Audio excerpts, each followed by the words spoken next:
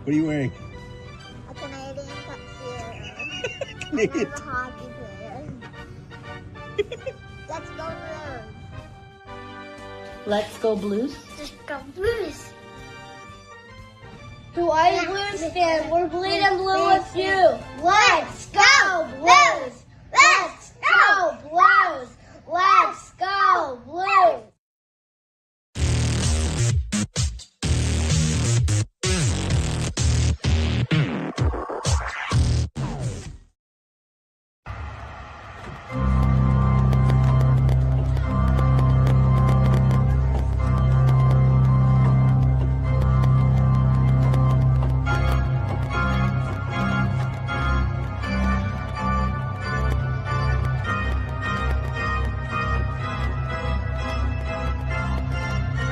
Now please welcome to the ice for their pregame warm-up, presented by Scott Credit Union.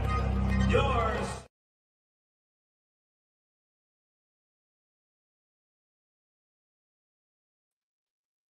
BlueNote fan report. Hey, how's it going? Technical difficulties. What's new? Oh, welcome to the BlueNote fan report. I am God, the White Blues fan, and I'm your host on a game day live reaction show. If you haven't been with me before, what we do is we watch the game with you. We listen to your comments. We comment on what we see. It's a lot of fun. A little bit of news to get to today. Two things happened, and they happened because of each other. The first one that happened actually happened over the weekend. Dylan Holloway left practice with very little weight. There was an update today that he has a low or a high ankle sprain and will be reevaluated in 6 weeks. If it is just a high ankle sprain, there's a problem. I'd say there's a good chance he is back before 6 weeks, way before 6 weeks. If it is something else, then he is out for 6 weeks. We will see what happens. Justin tripped over his Burger King skate. Shake. We will see what happens with that. The other thing, Parsons and Mahomes both tore their ACLs. Bad week for injury. Yeah, the injury bug, man. Go away, go away, go away. Go away, go away, go away. Hey to the 12 people on the BlueNote fan report on YouTube. Thank you. We love you. Don't forget to put a thumb up in the air. Give me them likes. I love it. For the 4 people watching on Guy Mensing on Facebook and the BlueNote fan report on Facebook. Thank you. Put that thumb in the air. Let me know you like us. Let me know that you're having fun. And let's have some good fun. When are you going to put your blades on and help out? If I'm on the ice, we're getting the last. We're the number one in the lotto, right? And our luck, we won't get picked number one. Depends on what grade of sprain. That is true, but I would think 6 weeks for a sprain is kind of out there, right? Torpedo returning after the scalding burns to his legs. He has not said exactly what happened. Kind of backed off on it. That's fine. I get it. No issue. We like to see him back. He's going to help out. I don't think he'll be on the 4th line. I think he's going to move up. I have not seen the lineups. I haven't had a chance to look at it. I have, personal thing. My daughter is coming in on Christmas Day, my oldest, and we're getting the house ready. I live in a very small 3-bedroom apartment. We haven't had a guest stay here ever in the couple of years I've been living here. And the room that we're staying in, I guess it could.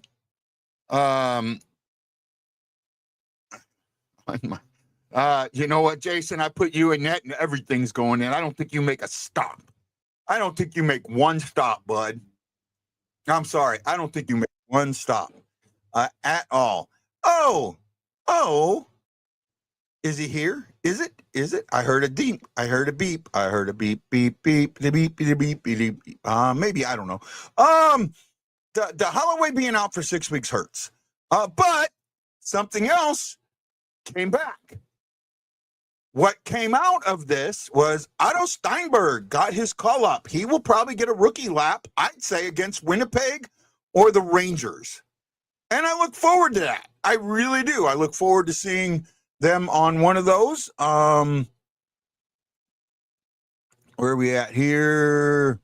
It's going good, man. Ted Dieterman, Aaron Nels, John Hefner, Jason Nichols, thank you for tucking here. So Thomas is centering Bushnavis and Neighbors, good first line. Shen with Fabry and Joseph. This is where I'm going.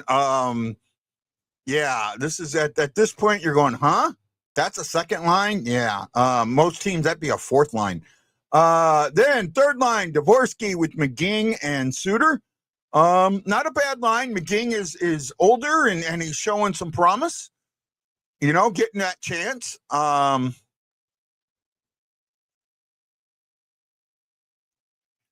then Sundquist is going to center Luff and Torpo on the fourth line.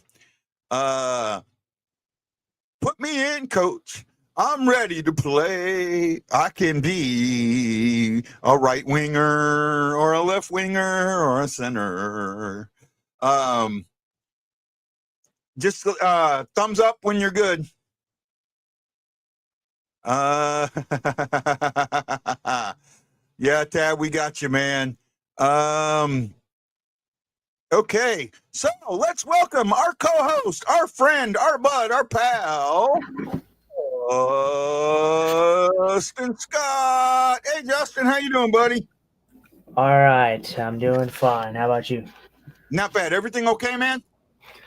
Yeah, no, I'm fine. I just I was running a little bit behind, but I'm good now. So no issues, man. Just want to make sure everything's okay and you're good. Jason Nichols says, "Watch the run, the young guns run." I said this a few seasons ago. LOL. Well, I mean, this is, and I kind of talked about it before. This season, next season is where these guys should have hit that. It's time. The first round, the 3 first-round picks. Right? I mean, I could see there's one more, and I forget what his name is, the defenseman. I could see him not coming out so quick. Who is out? This should take us to puck drop. Chucky says, damn, Alpha probably thinks they're getting called up. It couldn't hurt. The Alpha guys couldn't hurt, and he's talking about the Warriors hockey. Alpha is the top level team, the guys that really, really know how to play hockey and that can skate well. And I know that I don't know if he's still a goalie for Alpha, but I know the goalie for Alpha has played against the alumni, right? Like he's been a goalie for the alumni and some other things. Justin Scott, Guy Bensing doesn't think I can stop pucks. Laugh me either. It is what it is. The injuries are injuries. They happen. I don't know what to say. It's just one of them things. The only thing what concerned me about the injuries is that it now gives these guys an excuse for piss poor play. I mean, yeah, it does. I mean, it does, but it's also. I also look at this, and it's a hard task to overcome because, this Bush team is. You're missing. The only other key pieces you're really missing. Would be a Robert Thomas going out. I mean, that would just be detrimental. And then you're really looking at a just demoralized team right now. I mean, and the lineup that you have right now. I mean, it's not NHL. I mean, it's not NHL ready completely. Like it really isn't. I mean, there's a few bright spots in there, but you're missing three key guys that can play in your top 6. That's a massive blow. I mean, Holloway, Kyrou, and Snuggerud. Snuggerud can play in that top 6 minutes too. I mean, I know they were having him down, on the third line, but I think that having him playing with Robert Thomas has done him some well. So that's 3 guys right there that can play in your top 6. Yeah. I mean, there's one player getting top 6 minutes that I look at and I go, you know what? The dude's earned it. He's not a top 6 player, but he's earned it. And I think you're going to agree with me because you've been touting this player all year, and it's Joseph. I don't have a problem with Joseph getting second line minutes, right? No, I mean, and he was playing well with Holloway. They Joseph is a guy that kind of showed up more so out of nowhere. Like most people just thought that he was just going to be there. He was just going to be in the lineup. He wasn't really going to play that much of an impact. But the way that he's stepped up this year has really helped the Blues out because if a guy like Joseph doesn't step up, I think the Blues are probably even worse off than what they are right now. Yeah, I absolutely agree with you. I mean, he needed to. We needed that. You look at the lineup, you just go down the lineup and you're just, I mean, you shake your head. How are we going to, maybe it's too early to ask this question, but I think it needs to be asked. And you're probably going to want to jump through the screen and choke the living shit out of me for asking it. But now do you consider this a lost season? I would say the injuries, these injuries are pretty massive. I mean, this is your future. This is the core that you've been building around. So the hits that this has taken is pretty massive. The Blues have dealt with injuries before. This isn't the first time the Blues have been injury prone and overcome it, but this is adversity. This kind of lumps in with the whole adversity that they've been dealing with about, the adversity of like closing out games or being consistent. Like they've struggled to do that. The question is will this team dig in and will the players that you don't expect to step up, or are they going to fall off and it's not going to matter? Like for me, I'm not worried about our top line. I think our top line has been very consistent. These, for the past games, even in the losses, I think that they've been very noticeable. Thomas has been noticeable, Bush has been noticeable, and Neighbors has been noticeable. But in the long run, will having Kyrou and Holloway and Snuggerud and Walker, is that going to catch up to them eventually? Because as of right now, I don't think it's caught up to them. I think relatively they've played decent enough hockey, outside of, the Nashville game where I'm like, yeah, it sucks that, these players are out, but I mean, they're not in a terrible spot. I mean, you win tonight and say you beat Winnipeg, you jumped up a lot in that Central Division. I mean, you jumped up a lot because the Blues are only 3 points out of the wild card right now. I actually haven't looked at the standings in a while. I'll look at them here real quick. I think it was that. I could be wrong, but I thought it was 3 points. I think they were 3 points out or somewhere close. 4 points. Because tonight. Okay, so tonight would be huge though, because if they beat Nashville, they would jump. Depending on, I don't know who else is playing, they would jump Winnipeg. I think there's another team that's tied with Winnipeg, if I'm not mistaken. Well, they would jump the Blackhawks, and then the Mammoths are tied. Mammoths are tied with the Sharks for the wild card spot, both at 35 points. Let's see here real quick. All right, we'll go to the games. Let's see. Does Winnipeg play tonight? I don't think they do. Let me click on the right button here. I'm being buttons today. Things aren't working the way we want. Okay, so the Jets do play. We got the Senators are in Winnipeg, and they'll be starting here right about now. Okay. Yeah, they should be starting here shortly. And then Panthers are playing the Lightning. They're up 2-0 with 4:46 to go in the first. The Ducks and the Rangers are tied at the end of one.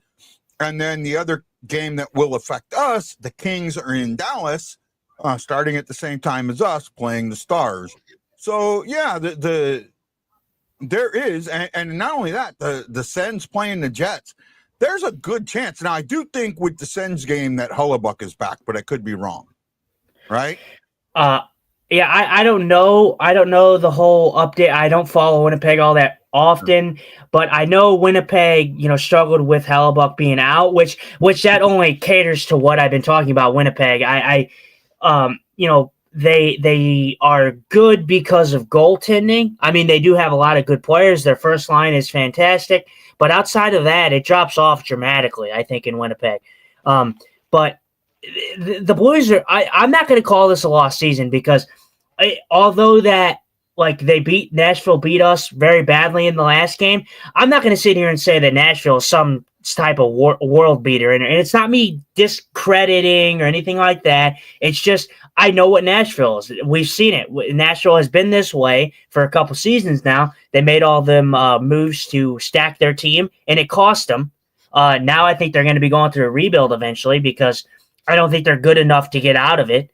Outside of the few of the veteran guys, O'Reilly, Forsberg, Yossi, Saros. I mean, you don't have much on that team. I mean, they're all aging. They're all older. So this is a team that you should beat. The Blues need to get revenge tonight, and they need to beat the Predators. They really, really do, because this is a big game. We've been talking about big games, and I always, when you say, I feel like this is a big game, and I say, I don't know if it's that big of a game. This is a big game because you can't lose 2 games to Nashville. I mean, to start the season. Yeah, you cannot, you can't, because if you win tonight, like I said, Guy, if you win tonight and you somehow manage to win against Winnipeg, the Blues are right there. I mean, the Blues are right there now. I mean, nothing is lost. Yeah. So, hold on. Maddie, I am unable to show the game. It is illegal for me to show the game. If I show it, I will lose my account. So, no, we do a live reaction show. If you can't watch the game, you can listen to us talk about the game. That's what this show is. Scary says the masked man gets revealed tonight, Guy, on Raw. Make sure you turn in. I lost. He's not the, for anybody. I know he said this one. I am the wrestling guy. Guy is not. I mean, Guy used to watch it, but he's not into the wrestling anymore. I am the wrestling guy. And might I add to your question? No, we will not get the Masked Man tonight. The Masked Man will probably be revealed on January 5th or January 6th or 5th or 6th when Braun Breaker fights CM Punk. So don't expect it tonight. Oh, tonight is Hofer versus Saros. I did see that. Right. I did see that those were the 2 guys that let him out, if I remember correctly. Let me see here. Go check my X here real quick. No, it's not showing. Here we go. Oh, yeah. Well, Hofer versus Saros tonight. Right. As it should be. We talked about that before. Hofer deserved the start tonight, and I don't think after, not just on, it wasn't a Bennington thing or anything in the last game, but that you already played Bennington to start off against Nashville in Nashville. Give Hofer this game and see what he does with it. I want to go back. I gotta talk about yesterday, man. Hold on. This is for you.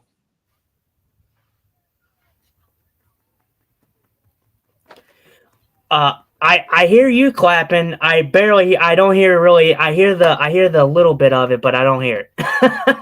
But yeah. God, that's so weird. I don't know why I can't hear that. Probably because my mic went to the wrong mic, and nope, it didn't go to the right mic. So you should be able to hear it. I don't know. It's weird. It kind of like cuts in and out. Like it's like sometimes I'll hear it, sometimes I won't. Sometimes I'll hear it, sometimes I won't. Yeah, that might. But yeah, because I guess everybody else is hearing it now. So, but no, you. Job well done. That was. I've done a lot of interviews. And that was probably one of my most fun interviews I've ever done. And I think you also see why I keep my, everyone's asked, well, do you got your questions ready? I don't have questions. I let them come naturally and organically, and it led to a couple of really, really solid questions that I would have never thought of. If I would have had a sheet to follow, they would have never came up. And I think that having Jordan Deacons on and what she does and how behind the scenes she is, it was. I'm okay that we didn't talk much Blues hockey, that we talked more about her and what was going on and the things we do that way, and the thought process and what she deals behind the scenes. And I really, really enjoyed it, man. Yeah, Jordan Deacon, like I said, Jordan, she's absolutely spectacular what she does. Great person, great human. We talked to her for a little bit after, and she just seems like the one of the greatest people to be around. So I enjoyed having her on. I thought, like you said, that we asked some great questions. I didn't even have questions set up. Everything that I asked was straight off the top of my head. I didn't have anything in front of me, nothing. I mean, so. I was proud that I was able to go into one question and then follow that up with another question that led to something else. Yeah, I mean, now I because you've asked me before, like you and I know you're still learning, but you've asked me, what are we going to ask? What are we going to talk about? And I kind of say generic in general, and that's the reason, because that interview just felt like it grew legs really early. And it just manifested itself from there. I mean, is that what you felt? Yeah, I think I usually just generally ask just because I want to get an idea of what what you're expecting to ask, like not like pinpoint questions, but just general consensus on what you want to ask. Because, like I said, you asked the questions that you wanted to ask. There were some questions that I asked, and then I kind of followed up on it, and it kind of stole your question that you came up with off the top of your head. So we were kind of just bouncing off each other. Well, I thought that we gave her a lot of time to kind of discuss what she does, and I think she thoroughly enjoyed it.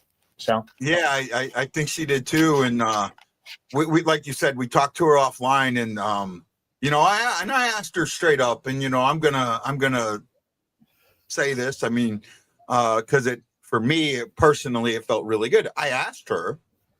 She's a professional. She does this professionally, right? She gets paid to produce and do these shows. And I asked her what she thought of our show, and the word she came out with was very professional, and that made me feel really, really good. Right? That really did. And then I love when she talked about the trying to hear 3 people, 4 people at once. I was like, yes.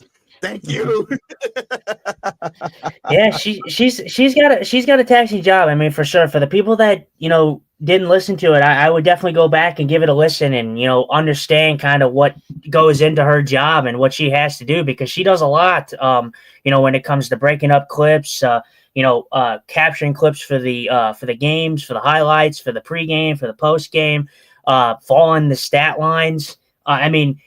She does a lot of that. So I thought, for a first interview with me and you, I felt like it was pretty good. So I definitely go and give it a watch. I thought that was our second interview together, because we done Corey, we did Matt. I thought we had somebody else, right? Or am I missing something?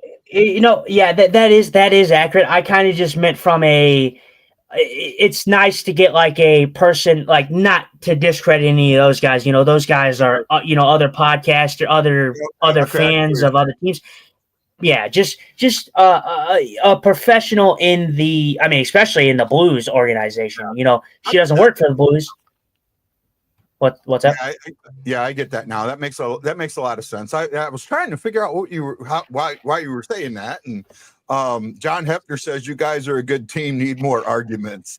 There is one thing that I will say about both of us, and we do wear our shirts, our hearts on our sleeves, and we will call each other out, and we've done it. And sometimes it's we try and not make it personal, but you things can get personal, and we step back.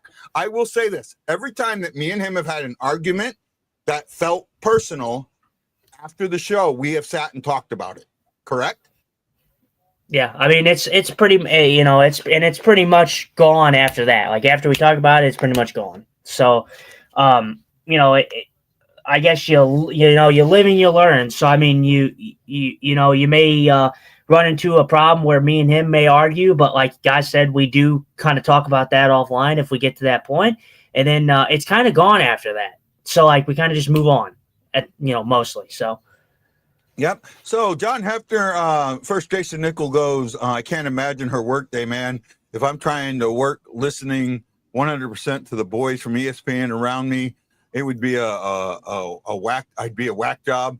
I mean, yeah, she goes to practice at 10 o'clock in the morning. She's there at 10 in the morning, and then she's got to turn around and go to the studio and start doing it. That was one question I meant to ask her.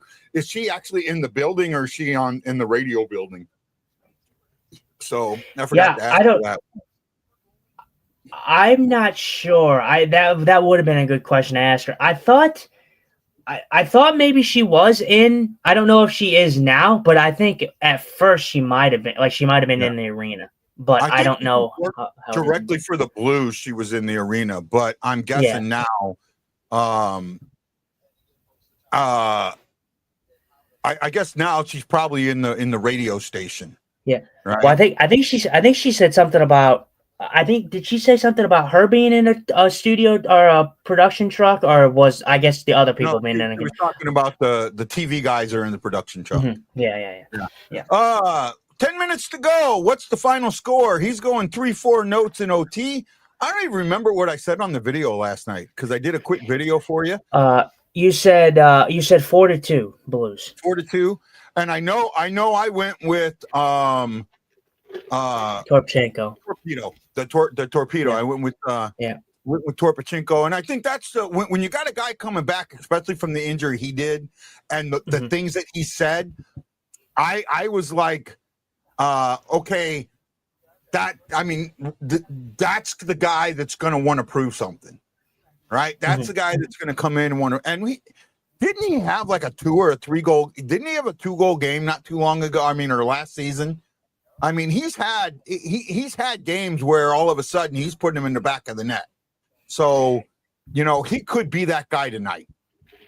Right? Yeah, he's a hardworking guy. He's definitely a guy that's going to benefit the bottom 6, because when you look at a team like Nashville, outside of those veteran guys on the top line, there's not much depth there. So you're going to need your bottom 6 guys to beat their other bottom 6 guys when it matters.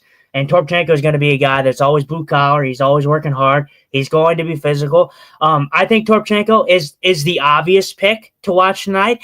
I want to say that I won't go with him, but I will kind of go with him in a way. But it's kind of hard not to go with him. But Robert Thomas is a guy that I feel like you have to go with because he's a Predators killer. No one has beat the Predators as much as Robert Thomas has. So I feel like Thomas is probably your guy to watch. But for a short answer, I think I'm going to go, and I'm going to say Justin Falk tonight. And I'm going to say Justin Falk is your player to watch tonight. And I'm going to say the Blues. I said the Blues, despite having as many injuries, it's ballsy. And Saros was spectacular in the last game. But something's telling me that the Blues are going to want to get some revenge. And I don't know why he's screaming to me, but I'm going to say that the Blues win this game 5-2. I would love to see that. I really, really would. Mike Mariano says, gentlemen, how are we doing? We are doing great, man. Welcome back. Welcome to the show. Mike says 3-1 Blues, and I hope Butchie can break through. I have faith. He's played much better of late. Much, much, much better of late. I think that I don't know what it was. Maybe it was a little bit of the getting that big contract, signing that big contract, and the weight of that, or some other things, or whatever it was. But he has kind of to play better. Now, has he been on the score sheet as much as we'd like? No, but he's been harder on the puck. He's been doing the things that I feel he needs to do to make the team successful.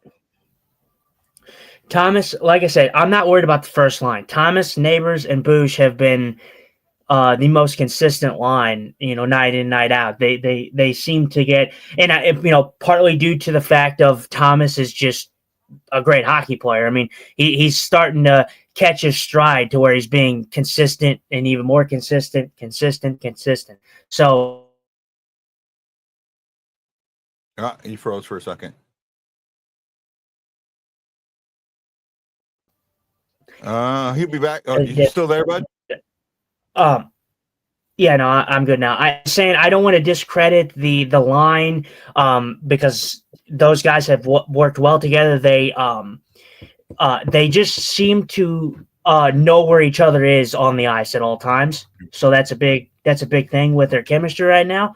But a lot of it is to do with the fact of Thomas being so consistent right now. Thomas has been very, very consistent here for the biggest stretch of games here. So especially since the Kyra injury, a few games before that, he was already kind of getting going. Now he's just kind of built off of game after game. Jason Nichols says 5-3, and he said earlier, now he says point. He says Hoffer gets 2 assists. Nichols, if Hoffer gets 2 assists tonight, I will buy 2 tickets to a game this season for you. If that happens tonight, I will buy 2 tickets to a game this season. Well, talk to you. I'll buy them and send them to you, and then somebody can take you. But I will buy you 2 tickets to a game this season if that happens. Now, I'm not saying they're going to be lower bowl, but I will find tickets and I will get them to you. But if that happens, Danny Johnson says Leach beat the Preds 7-2. I just can't see Hofer getting 2 assists. 1 maybe, but I don't think that's no. Yeah, I don't even see that. It's a very, first of all, it's a very, very rare thing. I think the Nashville Predators aren't that great, but I still have a little bit more faith that they're not going to let Hofer get 2 assists. I mean, I don't even think they're going to let him get 1. Goalie assists are very, very rare. And usually it'll happen. Usually you see those type of situations on like a line change, like a misplayed line change where they dump the puck in and the goalie plays the puck and shoots the puck up real quick. Usually that's where you'll see a goalie assist, but very rarely do I think that you're going to see 2 goalies assist, especially. I don't even know the answer to this question. He says, who is the Blues' last empty net goal? I think I know, but I can't be for sure. I want to say you probably got to go all the way back to the Dallas game with Paris Suter. Yeah, I think it's Pius Suter. I think that since the Dallas game, they've had an empty net goal. I mean, I can't think of one. They may have, but I can't think of one. Yeah, I think Pius Suter is the guy who got the only empty or the last empty netter. The Blues definitely don't get their empty netters. That's true. But I haven't kept an eye out on the empty netter situation. I feel like a lot of the times, every time I see it, the 6-on-5 has favored heavily the offensive team. Like I feel like not just the Blues. I feel like when I watch any game that's 6-on-5, I feel like the team that's trying to come back in the game is always the team that's always having the pressure at the end. Usually. Now he wants to change it. He says Hoffer's eventually going to get points. Can I redact it to 1? Nope. He's got to get 2 points tonight in order for you to get tickets. 2 points. All right. The Preds might not be that great, but they are playing good hockey right now. That's true. I mean, they did it 2 years ago. When the Blues, when it looked like the Blues were starting to play good hockey, I mean, the year when they missed the playoff, they were like the first team out of the playoff. Nashville did the same thing the Blues did last year, went on like an 8-game, 9-game win streak. So they are playing better now. Hoffer never did it in Springfield. I don't think he did either. I know he had 1. I mean, the thing is with the Predators, yes, they are playing good hockey. Like I said, the veteran guys are stepping up right now. You're seeing the guys that need to score for Nashville, but you're also seeing a goaltender and Saros playing very well. Right. I hate to harp on this, but Saros is a great goalie. Saros is a massive reason why the Nashville Predators are playing well. The Nashville Predators aren't a team that heavily outshoot a team, heavily outchance a team. They're a team that's capitalized on their minuscule amount of chances, but they're a team that's also had good goaltending that has bailed them out when they needed to. So, well, I do know the answer to this one. He said, when was the last time the Blues had an empty net goalie goal, I meant? And I know the answer to that. It's never. They have never had a goalie score a goal. A goalie for the St. Louis Blues. Now, they've had one against. And what sucks is I was at that freaking game. Yeah, the Minnesota game. Yep. Yeah. By the way, not this year, last year. By the way, tonight is Hockey Fights Cancer Night. I'm going to ask you, I'm going to ask everybody, if you know someone that's fighting for cancer, you can put down who you're fighting for. I'm going to ask Justin first, and then I'll say who I'm fighting for. I actually don't know anybody with it right now, but cancer is such a terrible disease. So I mean, when I think about this, it's going to be a generic answer, but I fight for anybody who has dealt with it in the past. I know my grandma had to deal with it, so I fight for anybody who has dealt with it, who has it, and it's a terrible disease. It really is. I put Chaser on that list, and then I have a buddy that it's been a while now, but he passed away from cancer, Dave Eberhardt. So I always remember him. Oh, there's Prashad. I gotta try and get a hold of him tomorrow. Yeah. I sent a message today, but it didn't go through. And I fight for, and we can't forget, I fight for Lance. He's a good one too. So I mean, I mean, it's just a terrible disease. I hate cancer with all my being. Oh, they have a girl with cancer singing the national anthem. Yeah, very cool. So let's listen to this.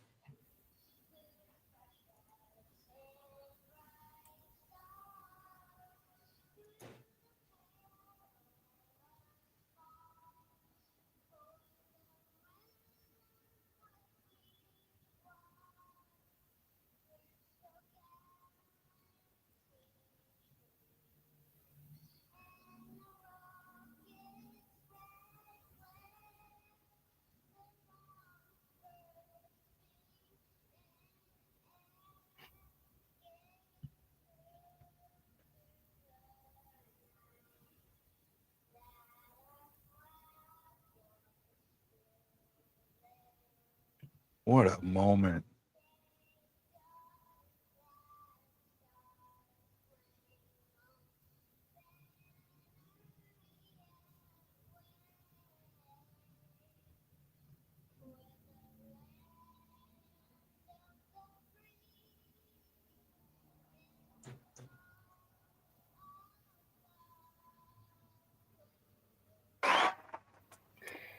Yeah.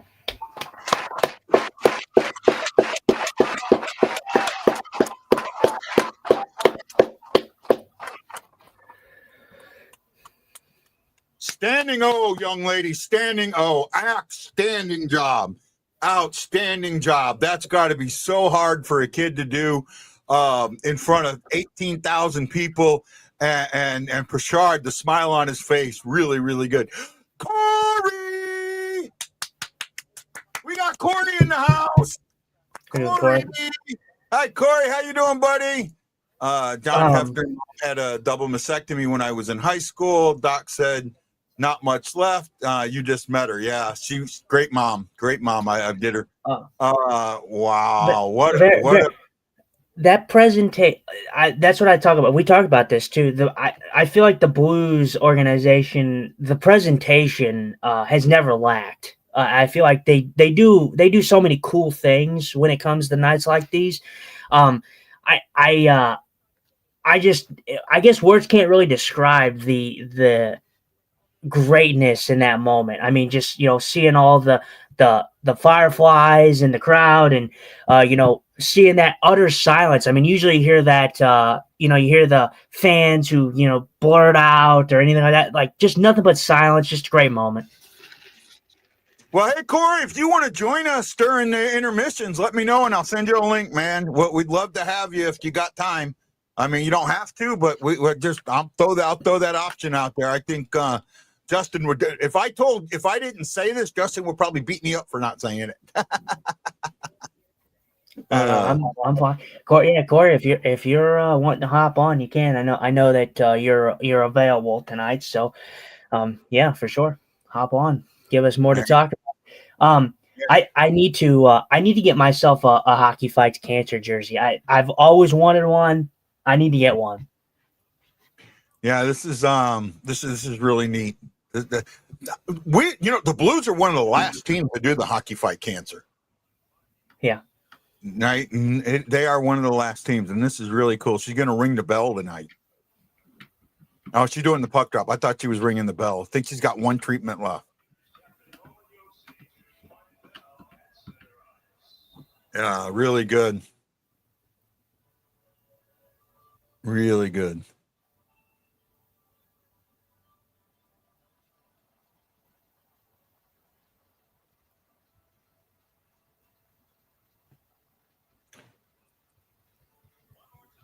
Cool, Roman Yossi. I mean, I like the way that this is the one sport where these guys, they battle. They freaking battle. But before the game, it is a full-on happy handshake. After the game, especially, well, more in the what do you call it? The playoffs, but the handshake.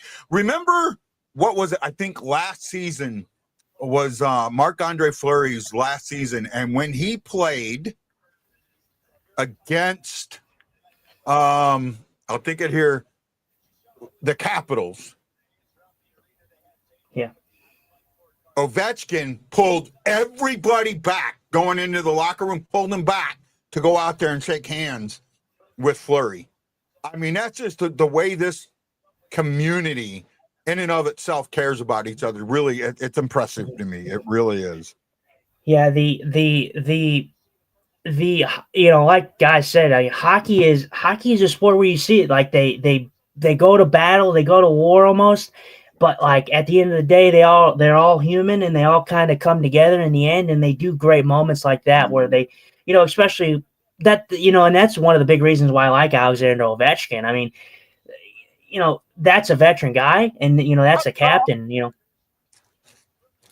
but that's a captain in its own right. So I mean, yeah, that's a great moment. I mean, it's just like when they, it's any moment like when Fleury played in like he played Pittsburgh, he played Chicago, and I think both of those teams gave him handshakes and hugs after the game. Yeah. Yeah, no, they did. He was definitely. Oh wow! And the Preds on the board, on the board already. Let's see this. CNI goal. Oh man, it figures O'Reilly's going to get an assist. I traded O'Reilly. Oh wow, CNI goal. I don't know where that goal go in. Top shelf, I think. Yeah. Wow. Top line doing things for. Traded O'Reilly yesterday, and he goes and gets an assist against me.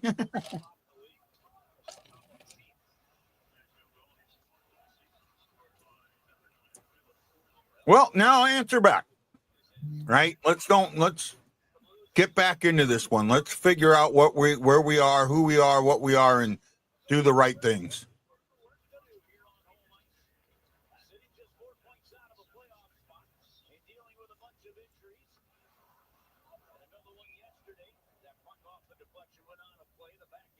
Now, after talking to Jordan, I listen to Curbs differently. I can hear myself listening to him differently now. Right? Huh. Because like I never, like, now that they're doing the simulcast, he has to talk about things that you would for radio. Oh, that went out. That went straight out. That's going to be a power play. Well, don't say that because. Oh, yeah, that's going to be a power play. Okay, yeah, that's going to be a power play. All right, well, Blues can get it back here. The Blues Predators putting them on the power play. That was a pretty stupid play. It hit the net, is what it did, and it completely cleared the board, and that's all it has to do. And all right, let's see here. Blues on the power play. Man, dude, that power play unit is just so jumbled, though. Mike says I couldn't even open my beer before they scored. Corey says, "Come on, boys."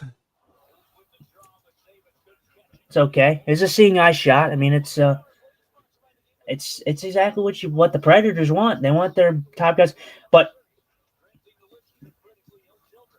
their top guys are getting on the board. But I truly asked myself, if that star power of the star players dries up, where are they going to get their offense from? Yeah, probably because they're getting a lot of goals and points from their top guys. But like I said, once that dries up, who are they really going to rely on? Because they haven't been getting any depth scoring. All right.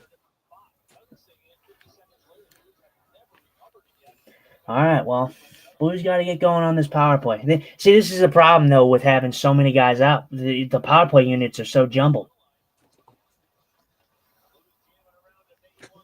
You know what I would probably do for the power play that I mean, I've seen teams do it here and there, but now I wouldn't do the four. I do a 5-man line, right? 2 defensemen, 3 forwards, right? And do that. So you have a little bit better job of keeping it on the cycle and keeping it in. You know what I mean? Yeah, I could see that. Keeps the chemistry kind of together.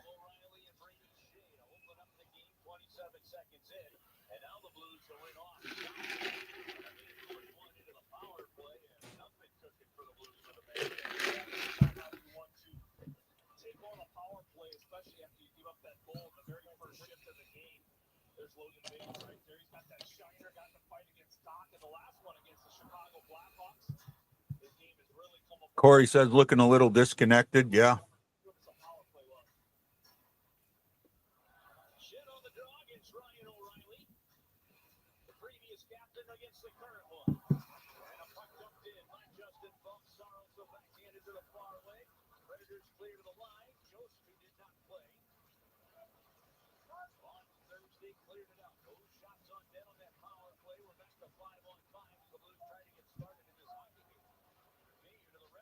Shockey says it's a patchwork quilt, so kind of expected.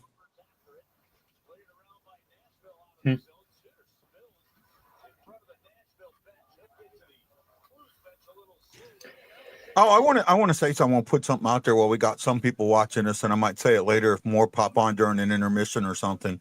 Next couple of months are going to be difficult for me. This is we are in the 35th anniversary of the Desert Shield, Desert Storm, and you don't know how a body or the mind reacts. And I know that lately I've been having a lot of dreams of being in the minefield. So if I'm kind of out of it, or I'm not responding to texts or messages, or I'm being real quirky or quick or just not talkative, it's because of that. And I do apologize. I'm just kind of giving you all a heads up.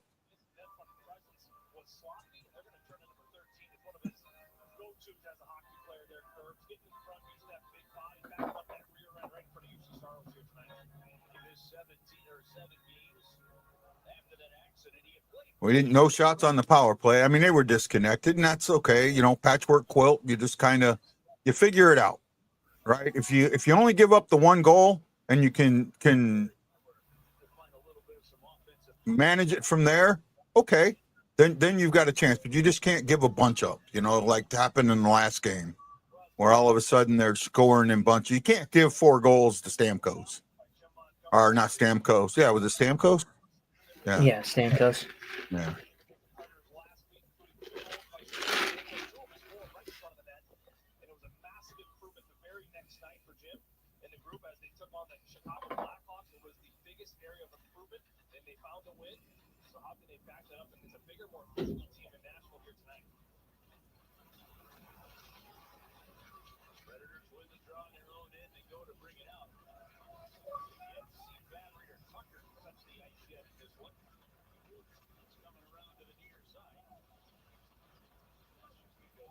Oh, that looked like offsides to me.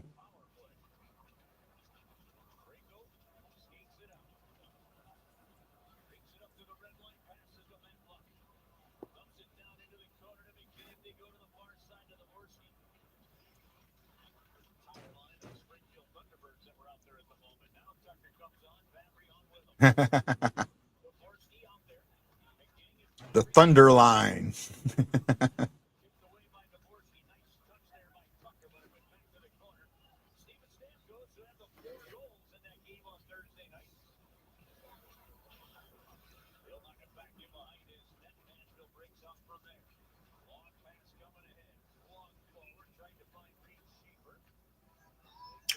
I saw a Predators fan talking about how the Blues, they posted something on Facebook that was uh,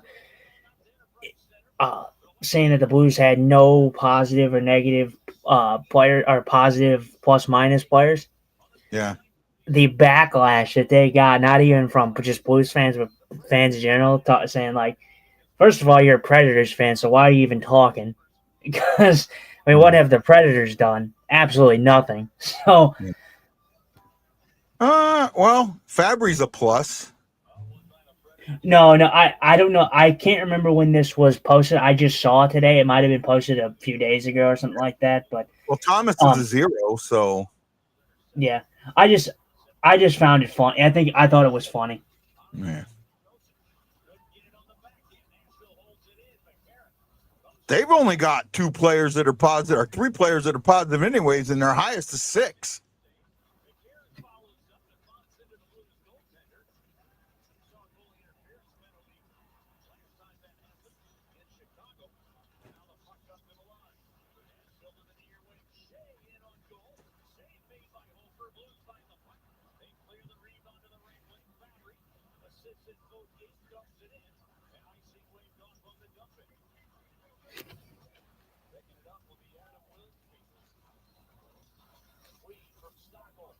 Oh, Fabry gave up on that play a little too early, I think. I mean, he was going for a change, but the puck was right there.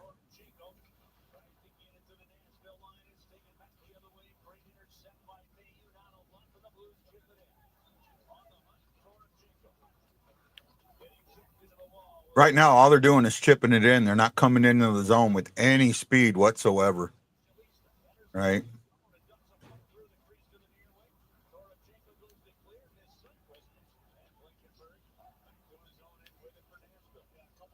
That way, if he would have caught Sundquist there, Sundquist would have had a burst of speed.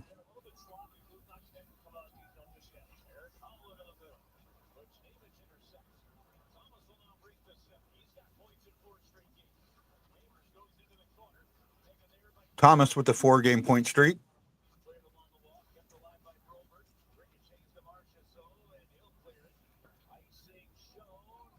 Oh, it's going to be icing. No, they waved it. Why was that waved off? Yeah. Why was that waved off? That didn't make any sense. That was absolute icing. He skated. Yeah, he skated towards it and then didn't call icing. That's ridiculous. But yeah, I don't know. What can you expect? Nashville Predators got every freaking bounce in the last game too. The game wouldn't slow down with the 2-line pass rule. It really wouldn't. I mean, it would bunch up in the neutral zone a little bit, but I don't think it would slow down as much as everyone thinks it would.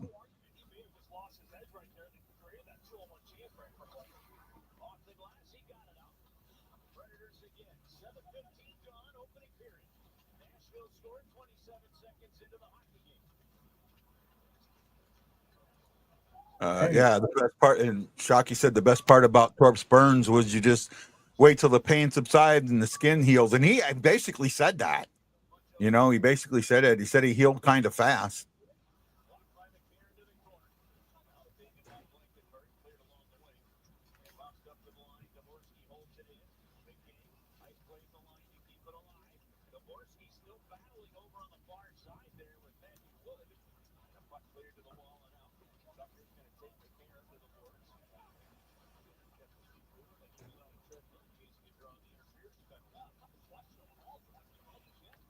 So do you start Steinberg tomorrow?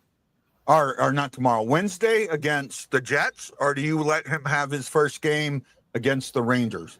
They're both home games.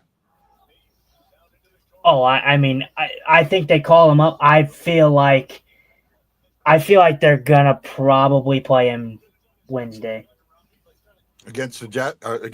Yeah. I don't. At this point, it doesn't really matter. I mean, the Blues don't really have much of a choice. I mean, they do have a choice, but I personally don't think that you can really, it's not a bed and breakfast situation. You can't really pick and choose. The Blues are injured, banged up.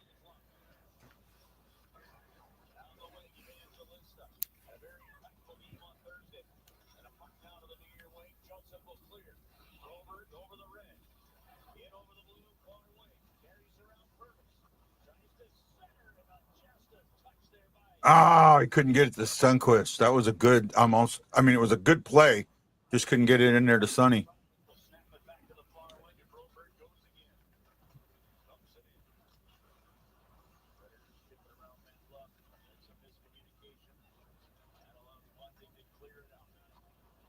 Michael Bunting, he's terrible.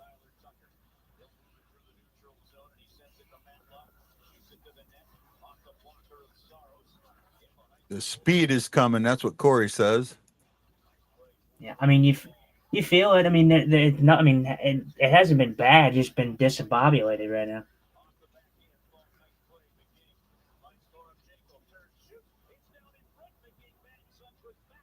Oh. Well, they have 2 shots already there, John. So they're a shot every 5 minutes.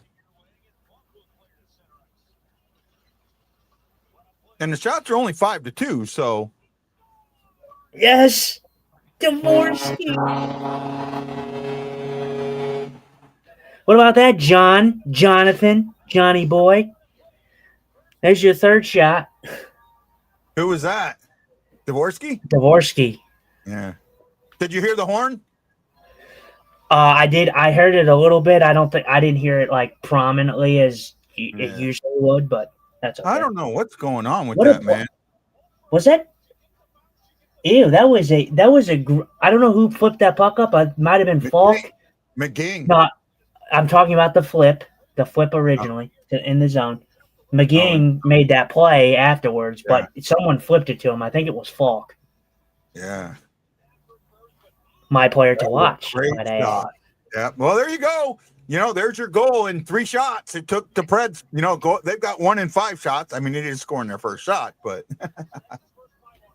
yeah, it's okay. It's like I said, I feel it. Wouldn't say the momentum, but the Blues have picked up their game a little bit. They were a little slow to start off. You kind of feel it coming on. Yeah, Falk is the one that flipped that. Yeah, that was a very good. That's the what do they call that? The Bobby Plager flip, right? Something like that.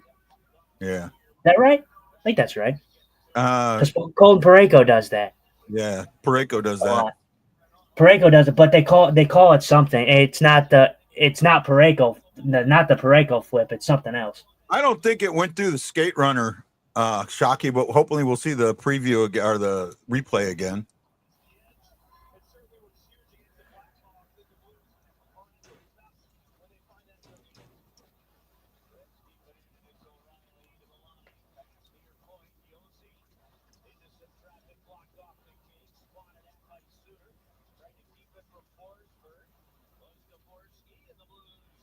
Nice way to get it out.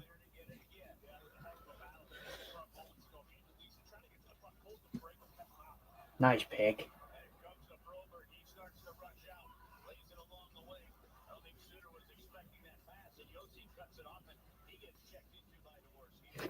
Broberg's having a takeover. I mean, kind of a breakout game. You know, he's really he's been very noticeable this game. That's what I mean by a breakout game, when they're really, really noticeable. You know. I mean, there's not. I mean, I'll be honest. I mean, there's not many games Broberg is not noticeable. I mean, I pretty much notice him every game.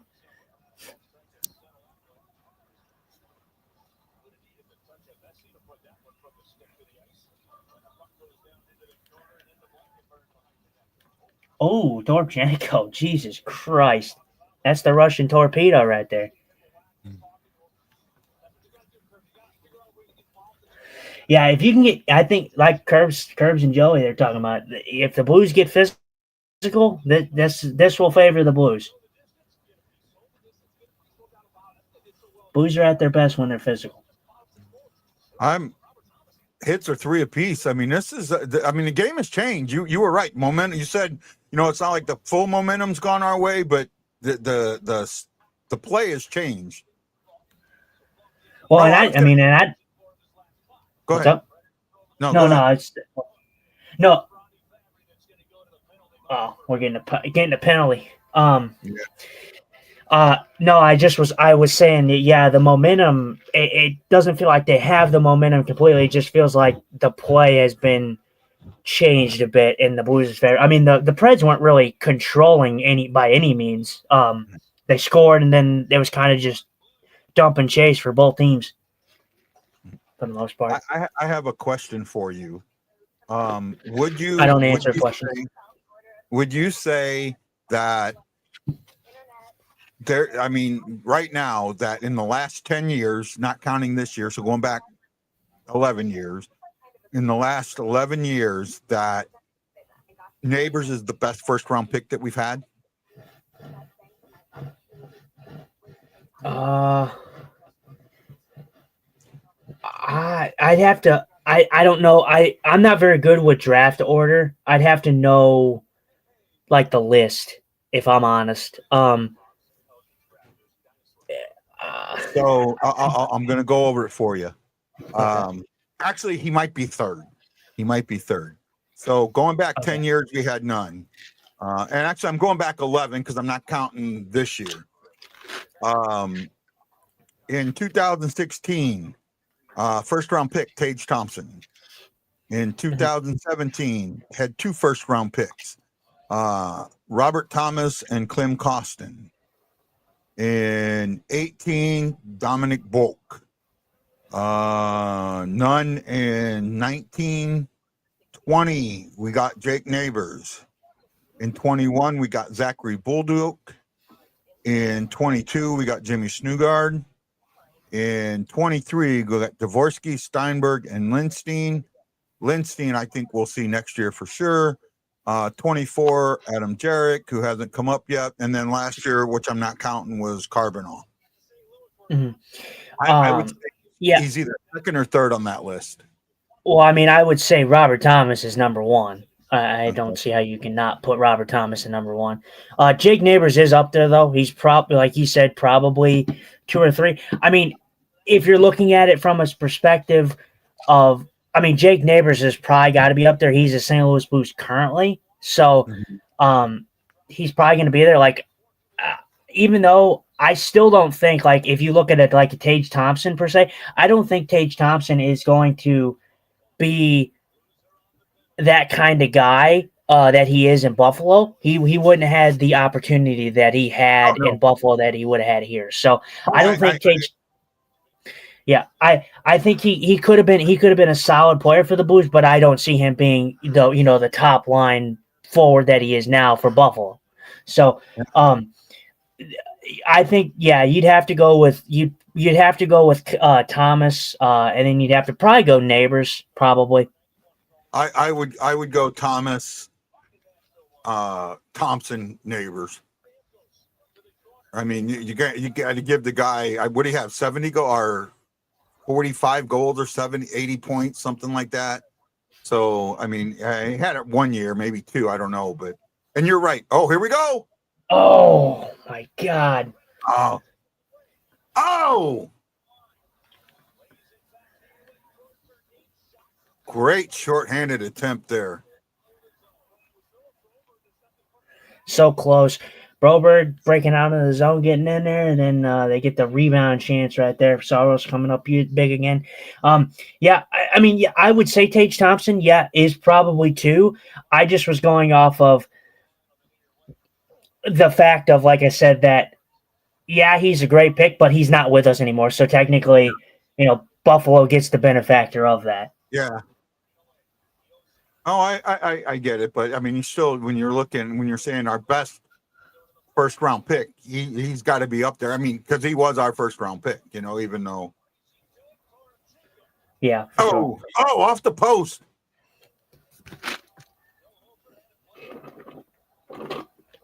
What was the penalty even for?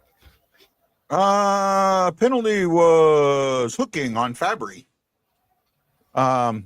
We have 2 They Thomas now? No, we don't. We only have Robert Thomas. No, we traded for Akil Thomas. Oh yeah, but he's not we were talking about first round picks. Oh yeah. No, we don't have another Thomas. Yeah. That we drafted, of course. Yeah.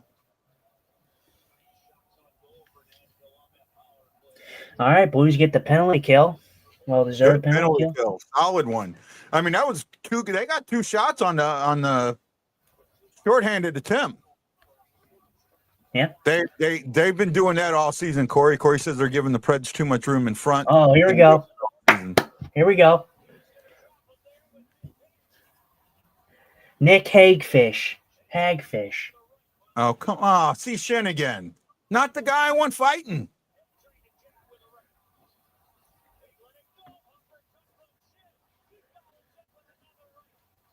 Oh, we got him a good one right there.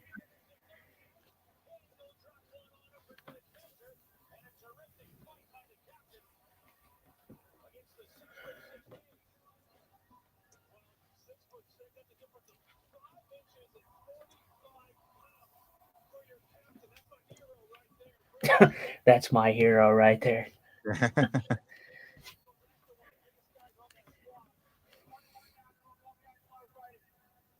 Okay. Yeah, he's within 5 minutes, so he went straight back. Ryan Green says Shin is the only one that will fight on this team. That's not true. Just that a couple of the guys that will fight are not playing. But he's not the guy I want fighting. He's not the guy I want fighting. Right? Logan Mayu fights. Tyler Tucker fights. Right, yeah. Tucker I want fighting. Kessel I want fighting. But I don't think Kessel's playing. Kessel's scratch, right? Yeah, Kessel's not in. It's Tyler Tucker, Mayu. Because the thing with that is Mayu's been playing great, so there's no reason to put Kessel in. Yeah. I mean, you can interchange him with Tucker, but I don't see why you would do that. There was a hit. And there was a hit back. That's what that happened. Mm-hmm. Right. Oh, I believe it. Happened. Oh, it was definitely not a fight for no reason kind of thing. Here we go. We got.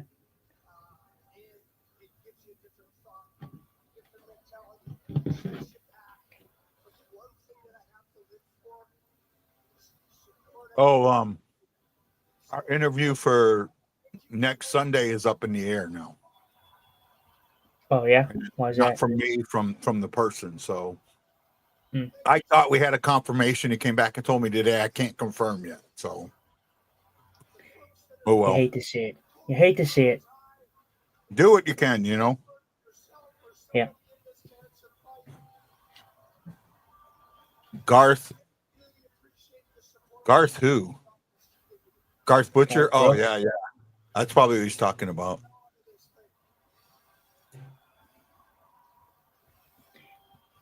Get out of here. That's Kelly. No, I was talking about what I'm looking at here on this. I know who that was. A cure. Yep. I fight for a cure. Yep.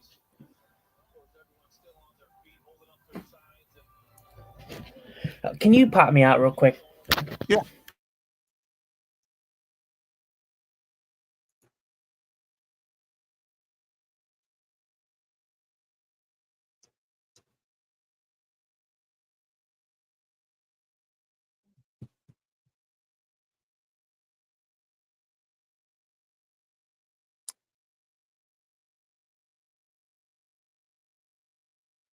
Oh, my goodness, my goodness, my goodness, my goodness.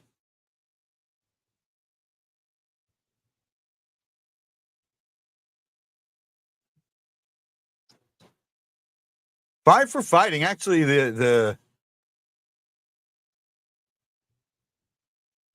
I actually might get to go see him. I might do it. I think he's coming here in January. I'm doing okay. I'm doing better, man. I've had my days. This is the rough December, January, February are a rough period for me. And especially this year being the 35th anniversary, just a rough period for me.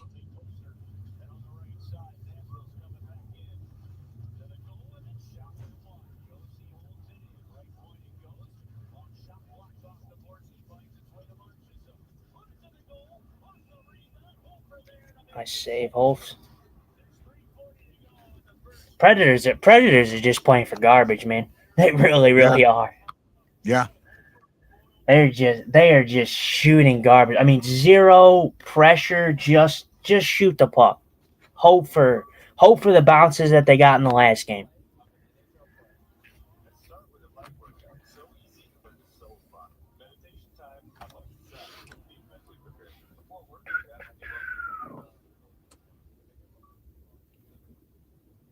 I'm sitting here while we're doing this, and I'm thinking, oh man, Jordan's got some good sound bites to pull up. The fight, the goal, Dvorsky's shot, McGinn, great play.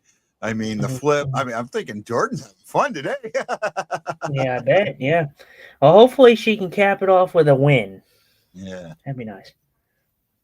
If we win today, we got to tell Jordan that's because she came on the show. There we go. Maybe she'll buy it. Yeah, maybe. Right. That was just a fun interview. And I've had some good ones. I mean, I had Garth Butcher was a great interview. He told a great story about Brett Hull and that, and I've had some fun guys on. I've had two of the guys from the Stanley Cup. I had Butler and I can't think of the other guy. I've had two guys that they did not play, but one was a black ace, the other was on the 23-man roster. Thornburn. Yeah, I had Thornburn on. That's it. But she was a very fun interview. Right. She was a very, very fun interview.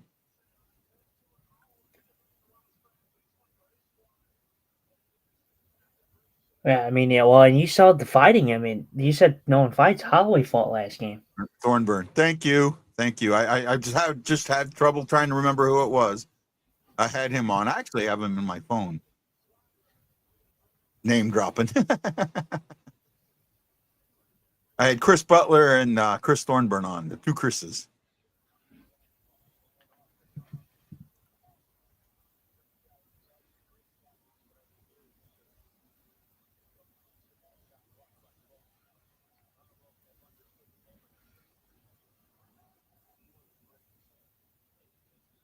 Who would be if I could pull any interview, Justin, while we're watching this?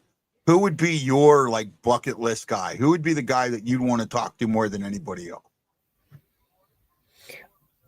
I mean, in perspective of what? I mean, players, coaches. I mean, you got to give me a general area because I mean, yeah, anywhere. I know Anywhere.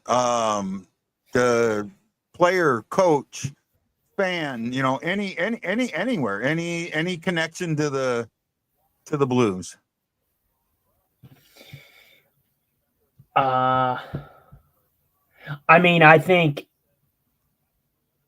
with the way that he talks, I think there's probably a few guys on a list that I'd love to talk to. I think Robert Thomas is a short answer guy, but I'd love to talk to Robert Thomas. I'd love to talk to. I think with the way that he carries himself, I think Jake Neighbors would be a great interview. And obviously, I think you'd have to. I would love to interview Monty. I mean, that would be fantastic. Get his insight onto things because I think he would be a good person to interview.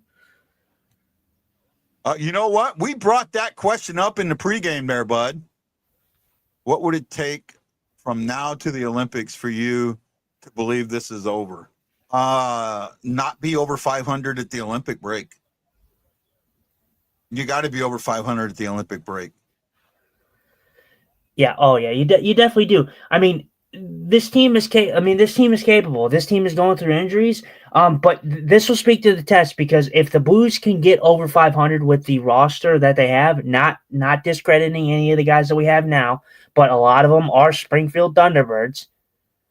If you can get over 500 with this roster, then I have all the faith in the world that you can stay over that mark once those other guys get healthy. Yeah. Calhoun regretting his chance to go to the Playway Club with Gretzky was hilarious. Yeah, well, that was a good story. That's one of the top 3 stories I've heard. I can think of 2. I know there's another one that I'm just not. What a play by Dvorsky. Dvorsky. Oh, what a wow. play. Yeah, I just seen it. You're about 4 seconds ahead of me. But yeah, that should be a penalty. That was a hook. I don't know how you call Fabry's. I didn't even see Fabry's. That should have been a hook. Yeah, I seen that too. Battling behind Definitely should have been a hook. Yeah. And that should have been goalie interference. What the hell is happening right now? I mean, I get it. Oh, here we go. No. Oh, here we go. Interference. Yeah, you got to fight now in the back. Mayu is pissed. Oh yeah. See, and I get it. I get your point about Braden Shin, but this team, it's not just Braden Shin doing things. I mean, Mayu's done a lot this year. Tucker's done things. I mean, I get what you're saying. Oh, and they're gonna probably just give Mayu a freaking penalty. I mean, watch. They'll probably give Mayu just a penalty. Oh no, they're gonna go both. They're gonna give them both 2 minutes for roughing. I'm almost sure of it.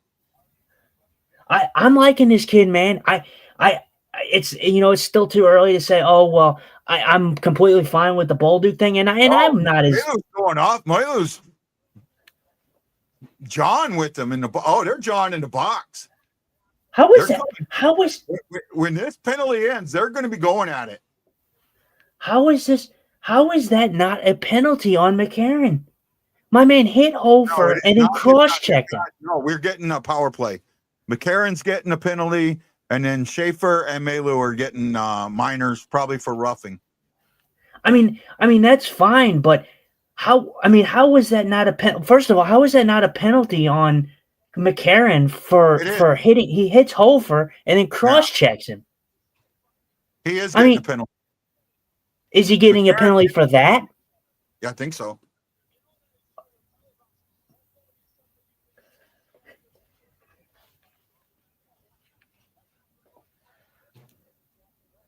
Yeah, I mean, if you're a Blues fan looking at this right now, you gotta be excited about what Logan Mailloux is gonna bring, because this kid has shown fire this year.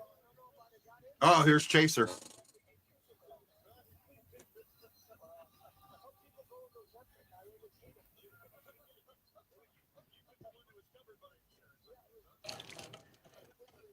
Yeah, I mean, and that's great on Mailloux to stick up for Hofer like that.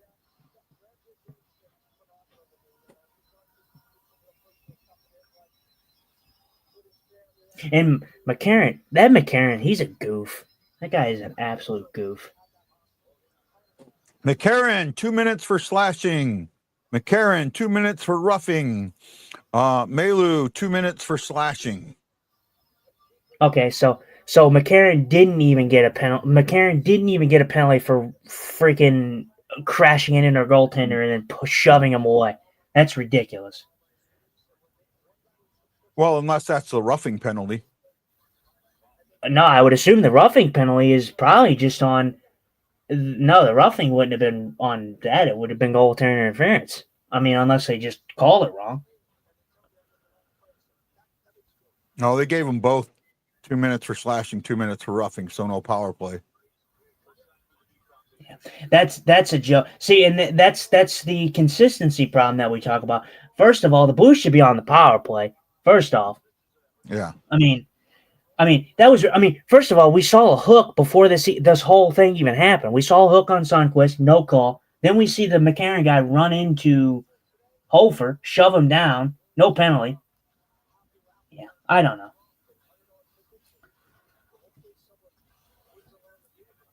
No matter though.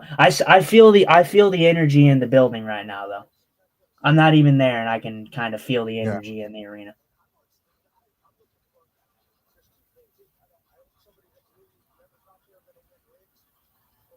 Ooh. Oh my goodness, man, dude! What a piss missile!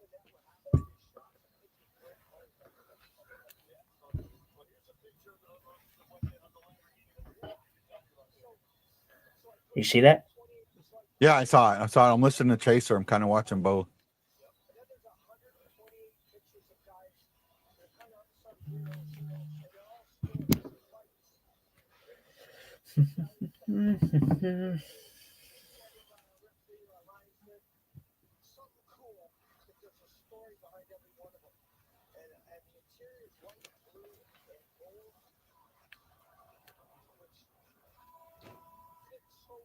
A bomb from Perico.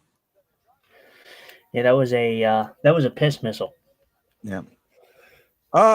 Shots 12-7. Score 1-1. The Blues are even after 20. Hockey fights cancer night. Kelly Chase in the building. Hopefully he fights this. He beats this. I know he's got to have surgery because he lost his sight a little bit. Hopefully that he's going to be fine and beat this. That's why that's why I'm unable to get him on the show right now. But it's going to happen. I really feel that it's going to happen. So sooner or later we're going to get him. It was a lot of fun.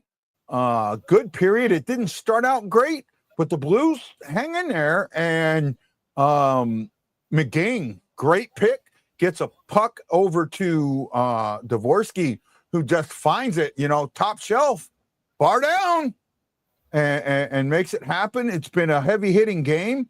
There's been a fight. There's been some slashing and roughing that's got everybody in the box right now. There's 4 guys in the box. Shannon and Haig will come out at the first whistle in the second period. But give them credit. They fought back. I got a question asked earlier. How did the Springfield guys do? Well, they got a goal and an assist. So I'm happy with our Springfield guys, right? I'm happy with our Thunderbird guys. Now it's all going to come down to this. What's going to happen to be, and Corey said it. Corey beat me to it. Thank you, Corey. Bottom of the period scared me, but I like what happened now. Well, we need to have a good second. Actually, I thought I misread that. I thought he said that the beginning of the second periods was scaring him. And that's what it's going to come down to. How are we going to come out in the second? What are we going to do in the second, right? Before you get into that, he who shall not be named, Robert Plant, Mike Martino, Sharon Spink, Tony Alexander, Ross, Susie Johnson, Tad Dieterman, Aaron Nels, John Hefner, and one more. I think the one I didn't say was Jason Nichols. Thank you so much for putting some love in the air. We greatly, greatly appreciate you on Facebook. If you do it on YouTube, thank you. We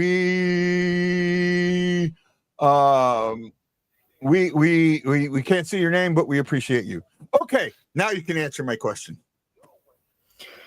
Yeah, I mean, we got to see the Blues continue that momentum. Like I said, I don't think it's a full momentum grab, but I think in a way that the Blues kind of shifted the feeling in that period. The Predators score early, and then I didn't feel like, and most Predators fans will probably say, oh, well, we controlled that, for the beginning portion. I didn't think anybody controlled that in the beginning portions. I thought the Predators scored, and I thought that it was kind of a back and forth kind of dump and chase game, and no team could really establish anything. And then eventually the physicality for the Blues kind of start to pick up. You feel the arena kind of get alive, and then you get the Justin Falk flip, leading to the great play by McGing, who's actually looked very good since coming up. Surprisingly, I mean, not a name that you expect to be as effective, but he's looked very good since coming up from Springfield. And then Dvorsky with a great shot. I mean, Dvorsky, we've heard it that Dvorsky's kind of gone a little quiet, but I think that he hasn't looked bad, like, if that makes sense. Like, I feel like he hasn't made a lot of mistakes. It's just he's been quiet. He's just been relatively quiet. So hopefully the Blues can build off of this and keep the crowd invested and entertained in this game, so they can keep being loud and keep giving them energy.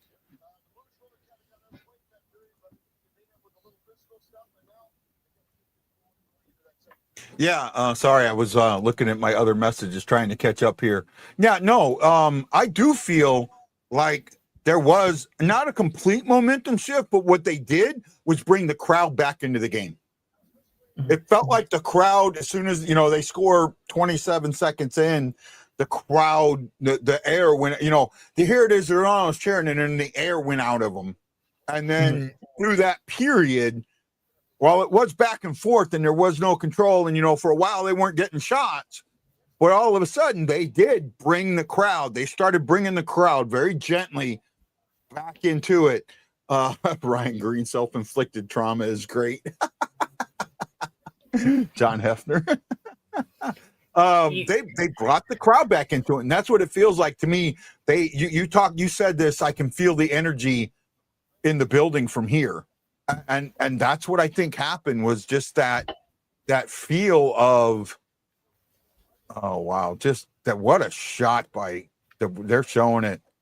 And yeah, great shot.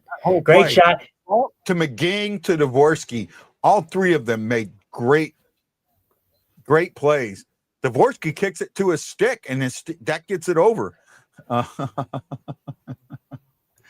Guy is my trauma.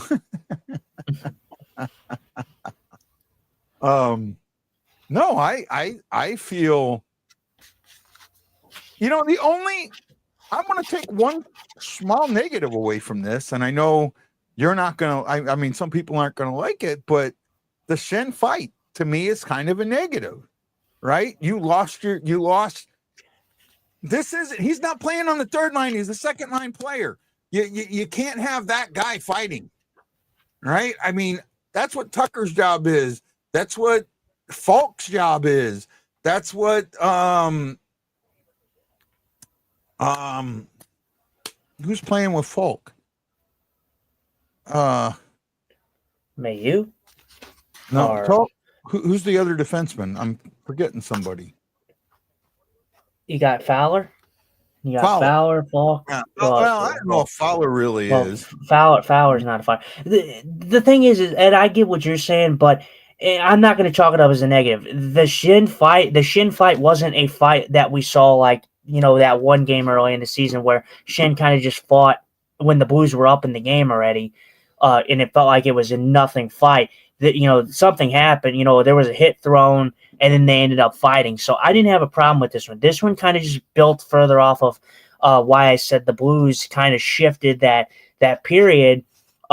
They started to use physicality. I mean, you saw Torpedo trying to throw hits. You saw most of the Blues trying to be physical in that period, and then it caps it off with a Braden Schenn fight, and then you get these things with McCarron and Mayu, and Mayu gets feisty and sticks up for his goaltender that was wrongfully ran into, which should have resulted in a power play for the Blues. And we can talk about that all day, but I just think that the Blues, like Curbs and Joey said, their physicality, they brought their physicality, and that's what they did against Chicago, and that's what made him successful against Chicago. Chicago is not a very big team, so the Blues played their brand of hockey, which makes them the most successful, and that's being physical. The Predators, they're a bigger team, so they're going to be a little bit more combative towards you with physicality. But I thought the Blues played very good physical wise against the Predators in that period. I agree with you. I do agree with you. Chris Shockey says, try fishing with them. Chris, you know you enjoy fishing with me. Don't sit there and give me that crap. Don't give me that crap. Well, Right. and the thing is for me, like McCarron, he's a big guy, but I believe me, and I'm not, and you're gonna hate this, but I'm not gonna give credit because that I just don't feel it. McCarron to me is just a goof. I've watched him many times, many years. McCarron's just a goof. He's a guy that doesn't bring much to your offense. He's a guy that is a guy strictly there as a physical presence. Yeah. Okay. Good. Oh man, Hockey Fight Cancer Night. We just got a few minutes left. I guess I thought they were going to do the stats. I'll try and go through the stats here. Shots were 12-6. The Predators had 21 attempts. The Blues had 6 shots and 8 attempts. The one thing I'm noticing about the Blues, and I especially in the first period, while they may not be getting a lot of shots, their shots are getting on net. It's not like they're missing the net. They are getting shots to the net. Maybe not as many as we'd like, but they're not like okay. They're not getting blocked. Yeah, they're not getting blocked. They're not missing the net. They're getting to the net, right? Blues had 8 hits to Nashville 7. Nashville had 9 giveaways to the Blues 4. Blues had 3 takeaways to Nashville, or pardon me, 1 takeaway each. Blues blocked 3 shots. Nashville blocked none. And Nashville, they won the faceoff battle, 65% to 35%. 2 goals scored in that period. The first at 27 seconds by Philip Forsberg. I remember his dad. I think it's his dad. Played in the late 90s, if I remember correctly. I'm pretty sure that was his dad. That was assisted by O'Reilly and Brandon Shea. I think I said that right. Brady Shea. Right. Brady Shea. And then just a little under 10 minutes later, right at the halfway point of the period, Fault throws a puck from his zone through the neutral zone. McGing makes an amazing steal, kick, and pass over to Dvorsky, who just says, "Thank you. Game is tied." Yeah. I mean, a good period to build off. And like I said, the shots, I'm not putting too much stock into the shots. Like I said, the Blues were a team that were in the beginning of the season doing what the Blues usually don't do, and that's pepper the goalies. I kind of figured that they would go back to their regular style of play, and that's, not shooting as many pucks, but getting better chances. You'd love to get a world where the Blues do pepper like 35 shots, 40 shots a game, and get the chances that they were getting, because they were doing that. They were getting a lot of good chances, out-chancing teams, out-shooting teams. Now you're seeing the opposite. The Blues just got to put the puck in the net, a little bit more. And I know that it's going to be a struggle considering the amount of star power they have out of the lineup. But they've done a pretty good, serviceable job with the amount of talent that they have out, because, you're missing big pieces, man. Kyrou is a big piece. Kyrou is a guy that may not score every night, but he's a guy that opens up the offense because he's so quick. He opens up that offense. Holloway, he's a guy that opens up that offense even if he doesn't score. Snuggerud, he's a guy that can shoot the puck very well. Walker is your heart and soul on that fourth line. You're missing a lot of good players right now. So the fact that the Blues are still hanging with teams, although it is the Nashville Predators, they are playing good hockey. But like I said, it is the Nashville Predators. I will say that. So don't get too high, but be proud that you are playing a Nashville team that is healthy. They have all their guys in the lineup. They're not missing anybody, I don't think, or anybody of note, I should say. So they're playing well right now. But what do you think, Guy? What do you think?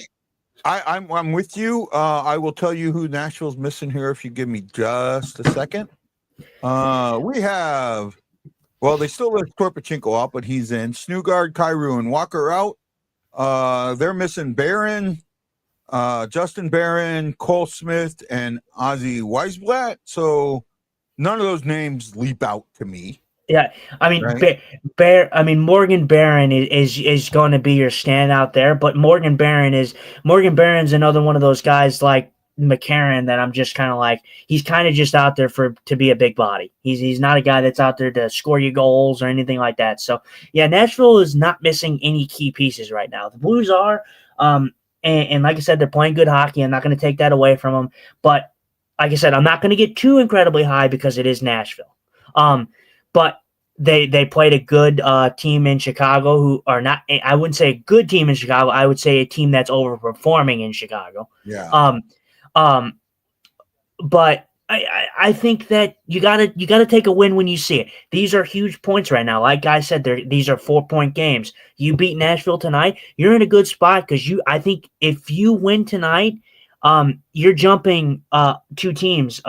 And I actually, if you don't mind, can I go over the out of town scoreboard? We only have we have the 4 games outside of the Blues game. We all know that this is tied 1-1. But the Battle of Florida, the Florida Panthers are up 4-1 on the Tampa Bay Lightning right now. That's the end of the second, so they'll go into the third. The Anaheim Ducks are up 2-1 on the New York Rangers. That is in the third period, and we all know the struggles that the Rangers have had in MSG. We all know that. The Senators and Winnipeg are tied 1-1 in the second period. A little to go left in the second period. And the Kings and the Dallas Stars at the end of the first tied 0-0. So that's your out of town scoreboard going into the second period for the St. Louis Blues.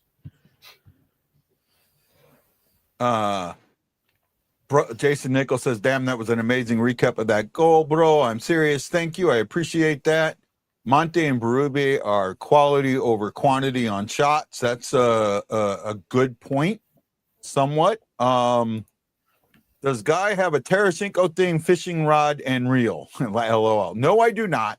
But I'll tell you what I would do. There's a guy on, and Shockey might know who this is, but there's a guy on, I think he's on TikTok or Facebook, does reels where he'll fish with like Superman lures or Mickey Mouse lures or things like that.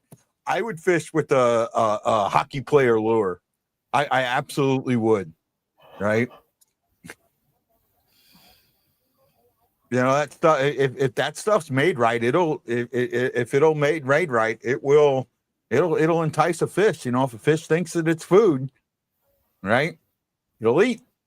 So, yeah. So, you know, and I don't mean to cut that off, but like I said, we were talking about the importance of this game. You know, if the Ottawa Senators can somehow beat the Winnipeg Jets on home ice, that only helps us out in the end. And if the Blues end up holding on to this or, getting ahead and winning this game, they're going to jump. They would jump the Winnipeg Jets and they would jump the Chicago Blackhawks, and they would be right behind, a point behind the Utah Mammoth. So, this game is huge and the next game is huge because if Ottawa can beat Winnipeg tonight and we can somehow manage to beat Winnipeg, that's 4 points that you're leaving on the table right there for the Winnipeg Jets. So, I mean, you're passing them. Well, they are now aspect. leading 2-1 with 1:25 to go in the second. Okay. Well, all you like, I hear this all the time, guy, and I'm in agreement with you on this one. It doesn't matter. Don't worry about what other teams do. Worry about what you do. You get the wins. If you get the wins, it'll come. If the Blues can win games, don't worry about what other teams do. Yeah, you got to catch them, but don't worry about what they do. Yeah. No, I'm with you on that. I'm with you. Ryan, I can't go on TikTok and search like Batman or Superman lure or Mickey Mouse lure and see if the videos come up. I forget the guy, but he fishes with a lot of funky lures. I don't understand how the referee is standing right there and you do not call a penalty. I don't understand that. I mean, yeah. it's nothing. I mean, it's nothing egregious. He doesn't like full on hit him, but like that's the definition of goal interference, Yeah. huh? Yeah, it's enough that it should have been called. Hefner, if you find that, I want it. I absolutely want it if you're willing to send it my way. Hefner says, my mission tomorrow is to find the blues lure that Dad passed on still in the plastic. I would absolutely love that, buddy.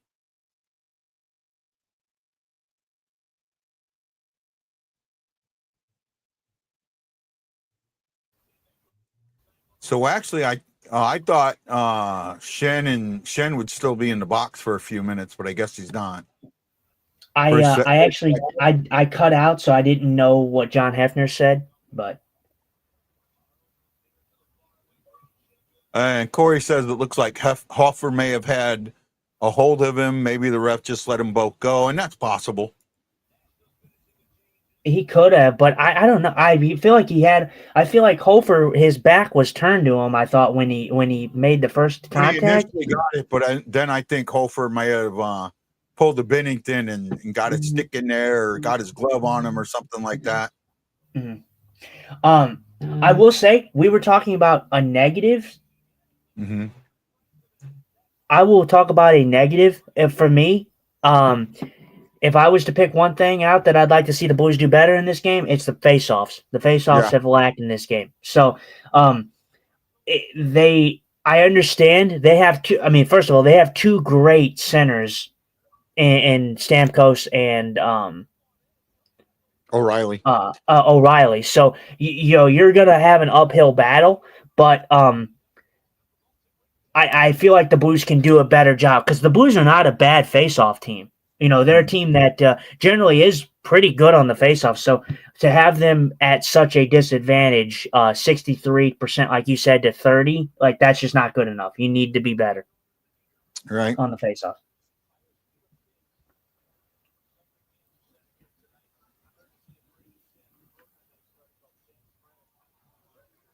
Yeah, I already got the message. You already got the message. Yeah. And Bunting scores. 2-1. The second period woes continue. You're right. Did you see that like way ahead of me? Yeah. I guess so. Well, you said that you got a notification. No, yeah. So I get it from the writers. Remember when we talked to this about with Jordan yesterday, that TV is about a 30-second delay and radio is a 7-second delay. Yeah, he's not particularly set for that one. I don't like that one from Hofer on that one. Yeah. That's one that he gave up a little too much space on that one. Looks like the Blues are going to the box.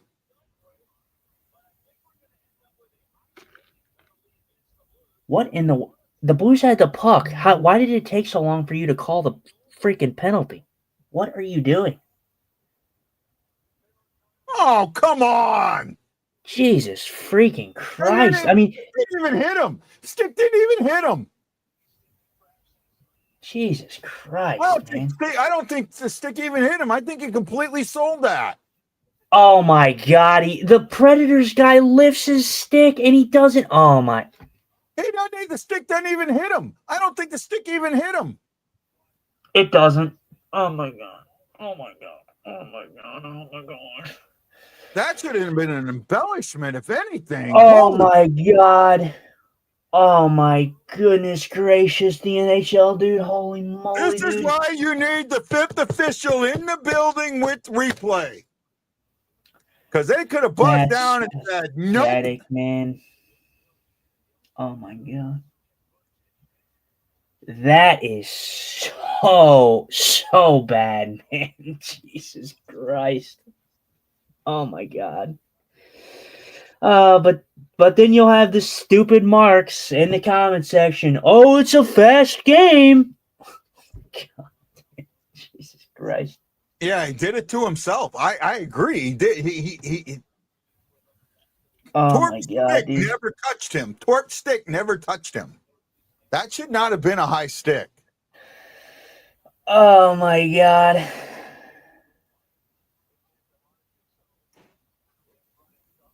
That's freaking crazy, dude. All right, Predator's getting another bounce. Go figure. That's a joke. What a freaking joke.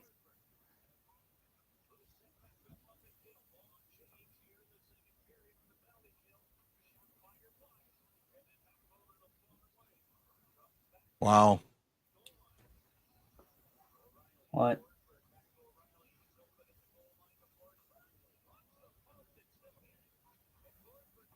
Such a joke, man. Why the Predators have a power play that they shouldn't have had. The Blues have not gotten a power play that they should have been granted twice. Just embarrassing, man. I'm just so tired of this league, man. I'm so dude. Joke. It's a fast game, though, right?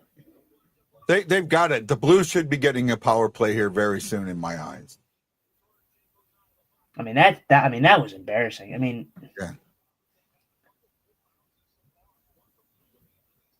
yeah. Now we're going in the box for delay a game.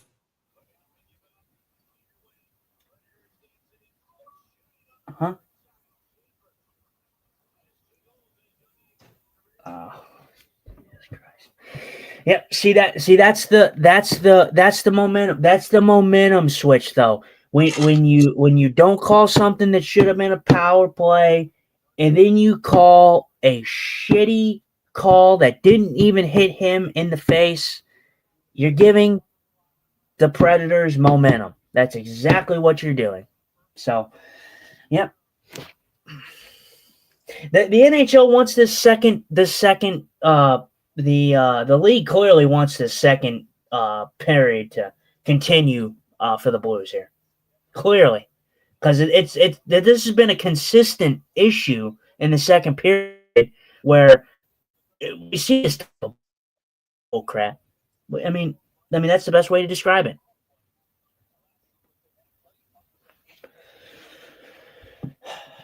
I mean, it's hard to see a team that's been so disciplined all of a sudden getting penalties left and right. It just surprises me. What time are you at, by the way? Right now? 15:24.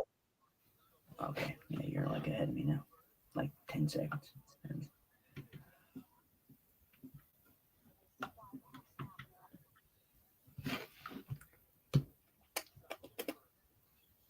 Good play, good stick.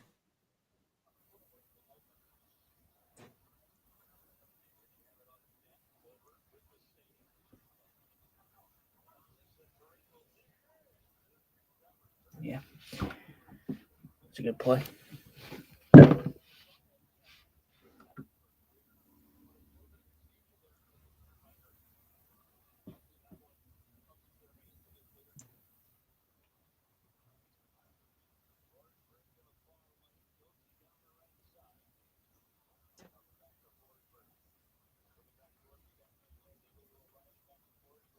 Ooh. Forsberg with his second. Another Predators on a hat trick watch. Yeah, this is the league. This is the league. I'm not blaming the Blues. I'm not blaming anything. I'm not blaming the boys for this. I can't. There's no possible way I can blame them for this.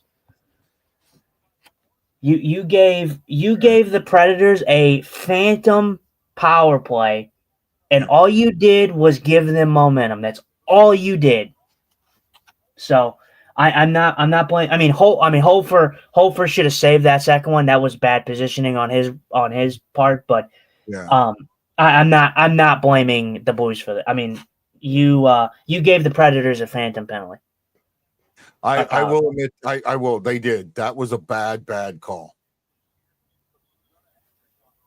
People don't understand, man. Hockey is about momentum, man. Once you get momentum, you're gonna get the bounces. You're gonna get the momentum. I mean, that's just how it is. So that's what you did. You gave the Predators momentum.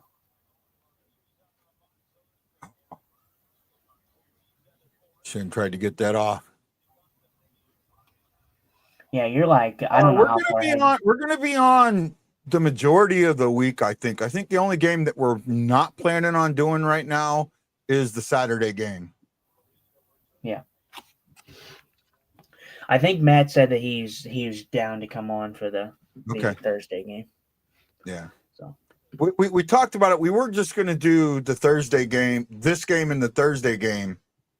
But the next game is the Jets, and you know, that's a home game, or that's a divisional home game. We kind of got to do that one. So, and then we had Matt who said he enjoyed doing the show with us, and he wanted to do a live show or a reaction show with us.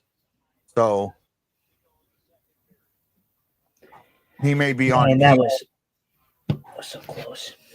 He may be on for that one. Blues almost had one there. Just missed. Yeah. I mean, you gave the Predators momentum. You gave them all the momentum in the world in this game. Yep. Hey, when I did the goal horn, did you hear it? No, I didn't. I wonder what's going on with my. It feels like it. I think it might be my connection here. I might have to get a new cable. Is that the problem I had with Jordan? I had to unplug and replug it. I wonder if my board's heating up or something, that it's not playing out like it should.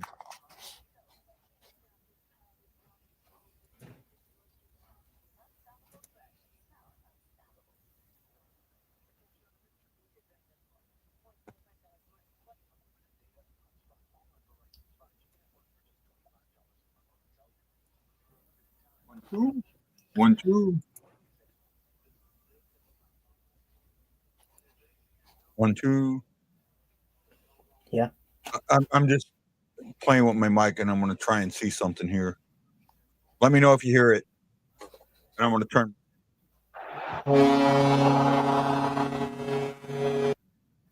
You heard it? Yeah, I heard it. Yeah, I heard it. Okay. I heard it. And heard it regular, right? Yeah. Yeah. Okay. One more.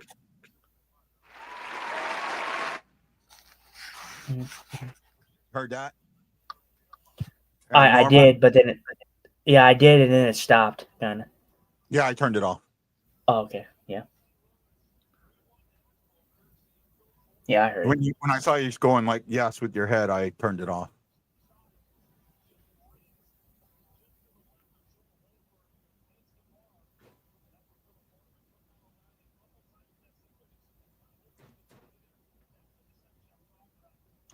Ryan says Forsberg's another Blues killer. Yeah, he has been this year, or at least this game. When you put the Predators on a power play that they didn't deserve, I mean, you're gonna have some momentum somewhere. I mean, you can only give, like you said, you can give power plays. Doesn't mean they're going to score on them, but you can only give star players like that so many chances before they eventually just put the puck in the net. Matt Lowe says the only problem, guy, is we're not hearing that during the game. Talking about the goal horn. Mm-hmm.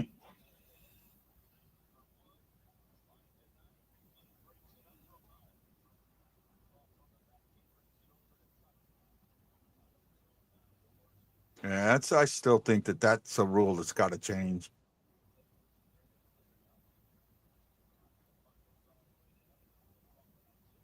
I think, like I said, if it enters the trapezoid at the red line, that's a waved off icing.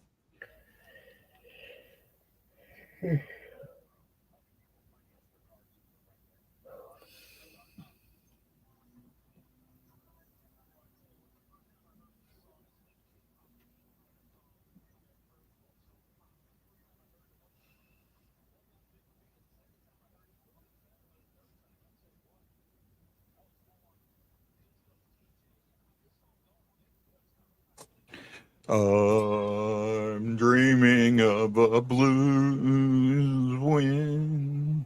It feels like it's been forever.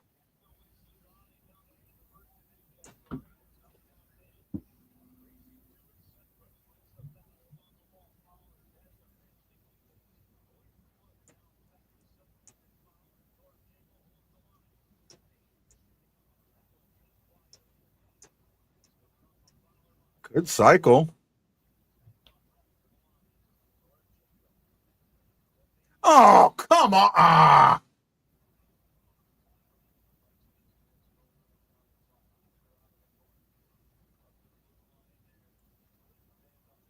Oh man, Fowler.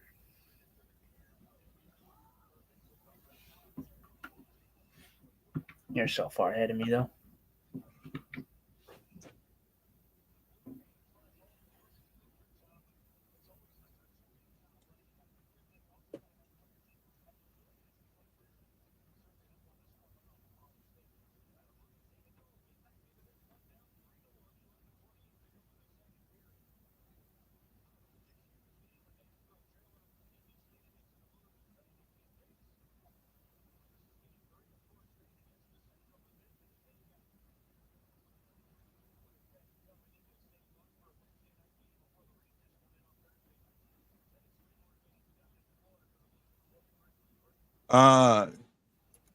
I'm not sure what this comment is. I guess I'm gonna kind of.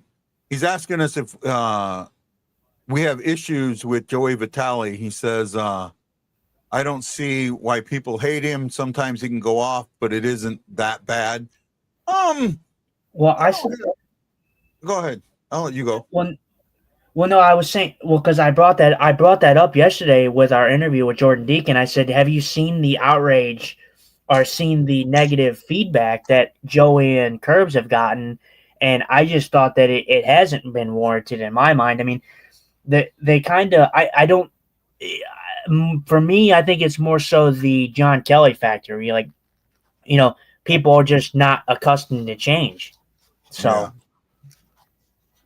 I will say when they made this change, my issue with Joey is, and it's not like a huge, it's Joey played like 10 games in the NHL, right? With Pittsburgh. That was it.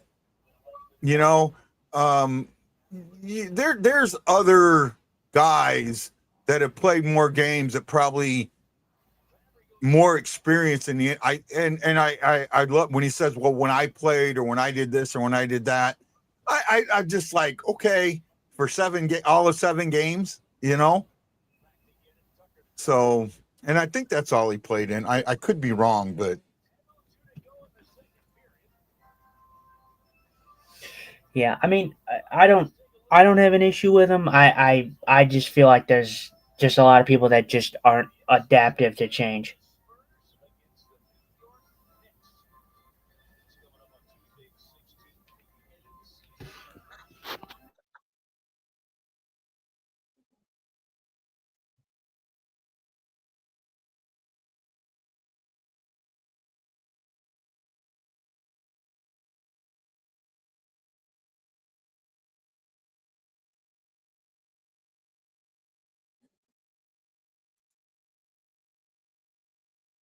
okay, I was wrong. He played 234 games in the NHL. He had 11 goals, 33 assists for 44 points. It was a negative 24. And he played the majority of it with Pittsburgh, and he played 71 games with Arizona before he either got sent down or whatever in 2015-16. He played 1 game that season.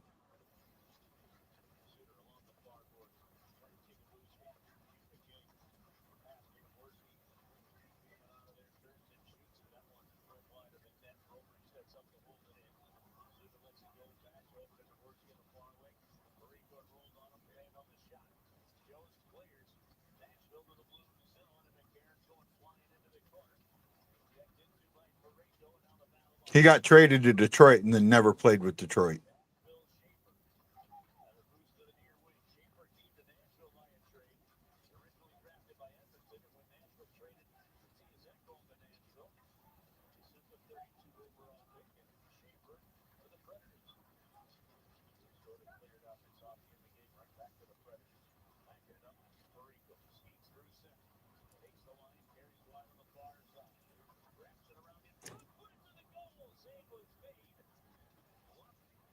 Sister J Day says the John Kelly factor.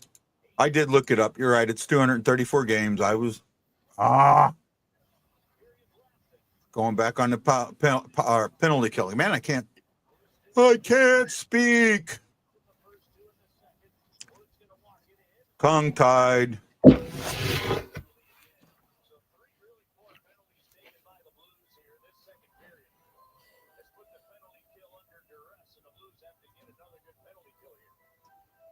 O'Malley's not happy about it, but it is what it is. Just a joke. Just a joke. You know. Yeah. The most disciplined team in the league takes 3 freaking penalties in one period. Just pathetic, man. Just pathetic. So apparently, I just read this. Neighbors and Joseph have switched lines. Neighbors now with Shen and Fabry, and Joseph with Thomas and Bushnevich. I don't know. I think that's just trying to get things up. Yeah, I Well, I don't come know, back man. when you can, buddy.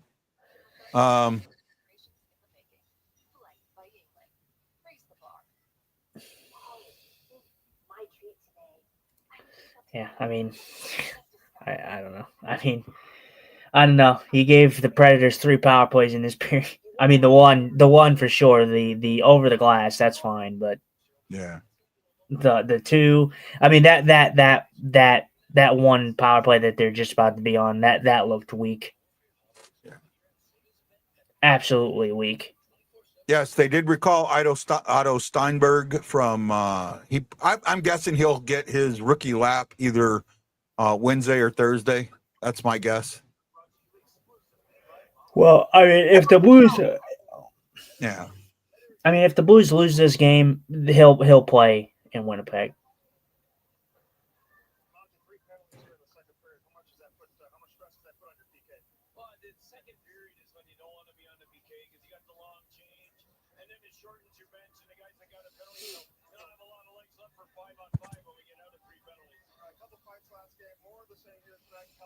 Should be a challenge for embellishment.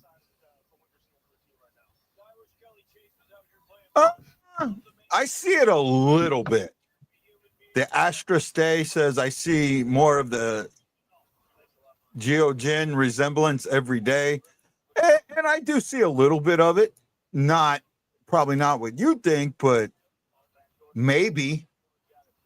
Who are you talking to? Me? Yeah, well, I'll put it on the screen here in a second. If I can find it. Is this going to be insulting? Sure, it will be. No, it's for me. It's saying me, not you. Oh. I don't know if you can see that. Oh. If I can blow it up. I can't really blow it up. No, I mean, that's okay. There we go. I see a little bit. I can see a little bit of me in that. Not much, but a little bit. Yeah, I don't think I can really compare that much with that, if I'm honest. But I don't think we'll be in the top 5. We could be in the top 5, Matt, but I don't think we will be.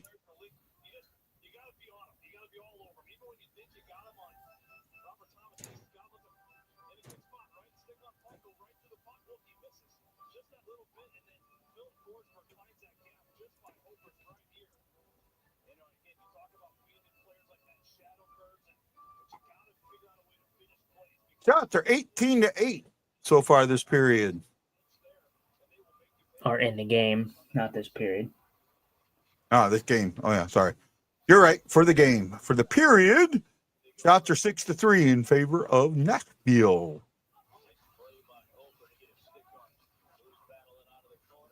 Well, I mean, and the Blues have been on 3 penalty kills. So.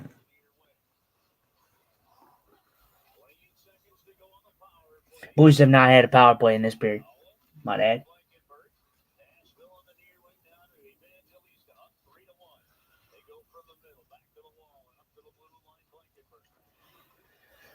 Whew.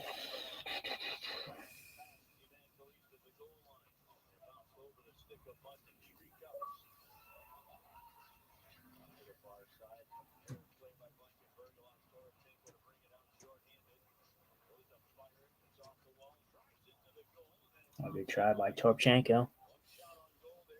Yeah, it Why was a do I good feel shot. weird in Good, this? good play. I Well, feel like you full changed strength. this around, didn't you? Say again. Did you change the format around? Yeah, you did.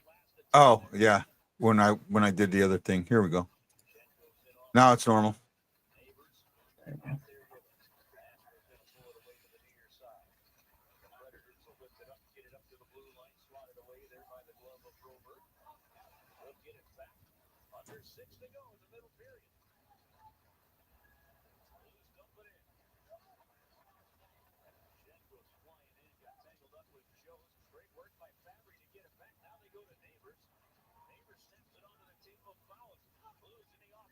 Oh,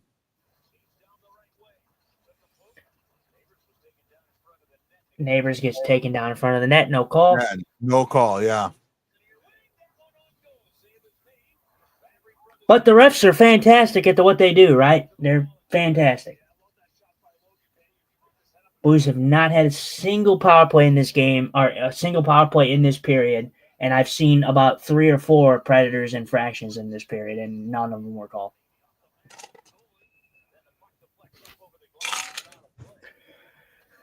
Yep, I'm telling you, man. I'm sorry. We've discussed this. I swear to God, guy, there's no way that in my mind that I don't think that there's betting not happening in the NHL.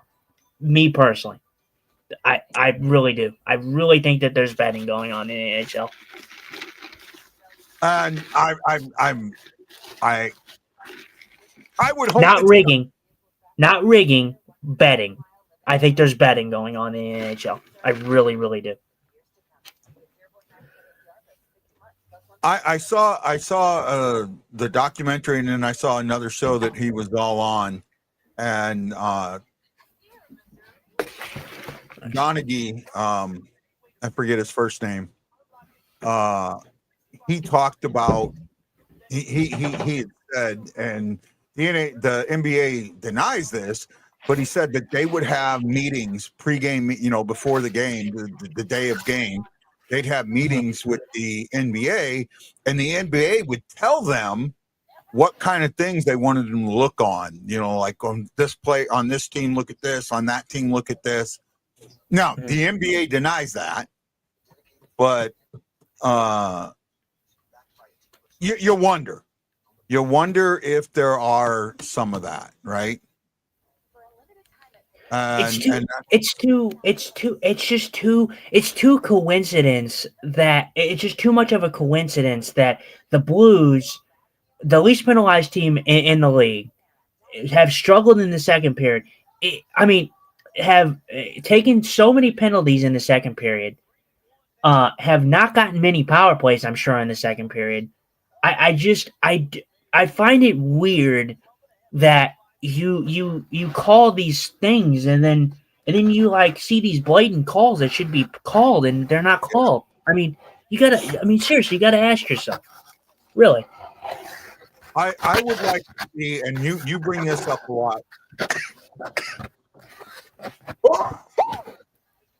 Bless you. Pardon me. Yeah, I would like to see more consistency. I would like to see the refs calling the same type of penalties. I'd like to see more of that. And the only way that's going to happen if the NHL really does get their officials together and kind of, let them know, hey, this is the stuff that you're calling that is right, and this is the stuff you're calling that's wrong. I mean, and I want to and preface. Sorry, go ahead. Finish what you were saying. no, and just try and get all the referees on the same page. Mm-hmm. And I want to preface this one. Yeah, the delay of game. Yeah, that's a penalty. But the first one didn't even hit him. That was not a penalty. And then the second one was weak, very weak. They've all been weak. Everything that's been called on the Blues has been weak. Yeah, I mean, besides the delay of game, you can give them. But I don't think that delay of game happens without the momentum shifting. Yeah, that's true too. I will give you that.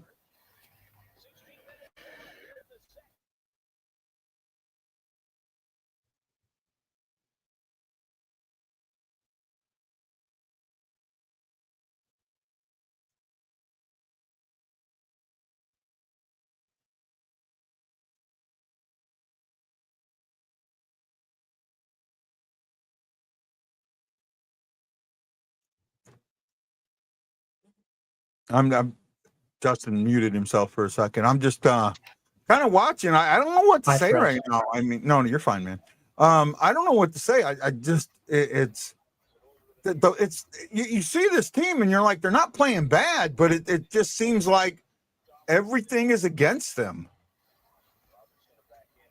Yeah, Tucker, the bounces don't go their ways. The penalties don't go their ways. The things that they need to win games just aren't happening.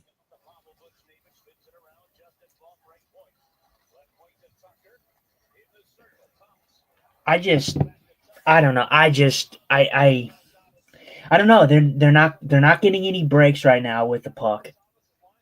I don't know. Not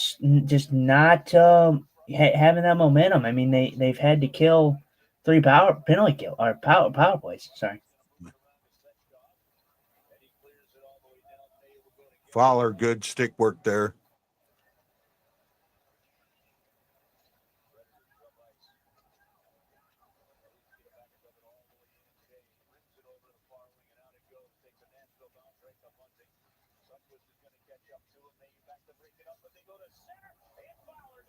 Yeah, nice play. Wow, you're so far ahead of me. Unbelievable. I'm ahead of you? Yeah, like by a lot. Can you hear it? No. No. I'm at 150. I'm just saying you said Fowler with a good stick, and then it happened like 30 seconds after you said that. Oh, wow.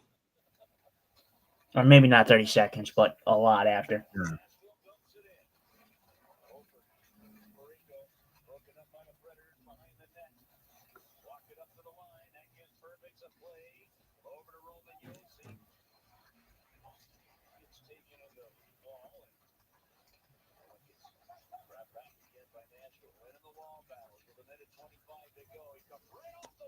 What the hell was that?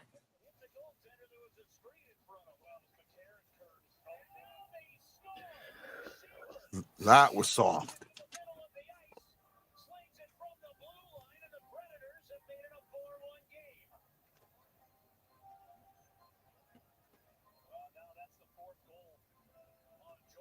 Yeah, I would yank him. Yeah. They showed Bennington. I don't think they will yank him, but I would.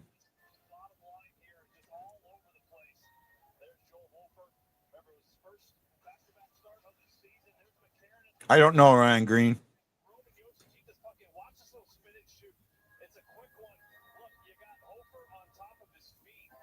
Yeah, it was completely soft. Oh, yeah. Not even set for it.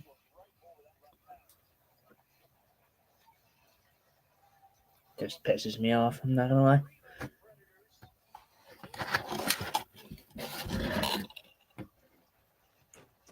Hello, Shoot with Authority. She says, go Blues. Thank you. Welcome to the show. Blues. Yeah, welcome. 4-1. Blues give up 3 goals in the third period with 45.4 seconds on the clock. Yeah, second period. On the clock. Second period woes, baby. Yeah, I mean they were doomed to fail from the jump in this period. I mean, Matt Lowe, who are you talking to on that one? He says at least you can call soft goals on Hoffer. I mean, that was a soft goal. I mean, how can you not call that a soft goal?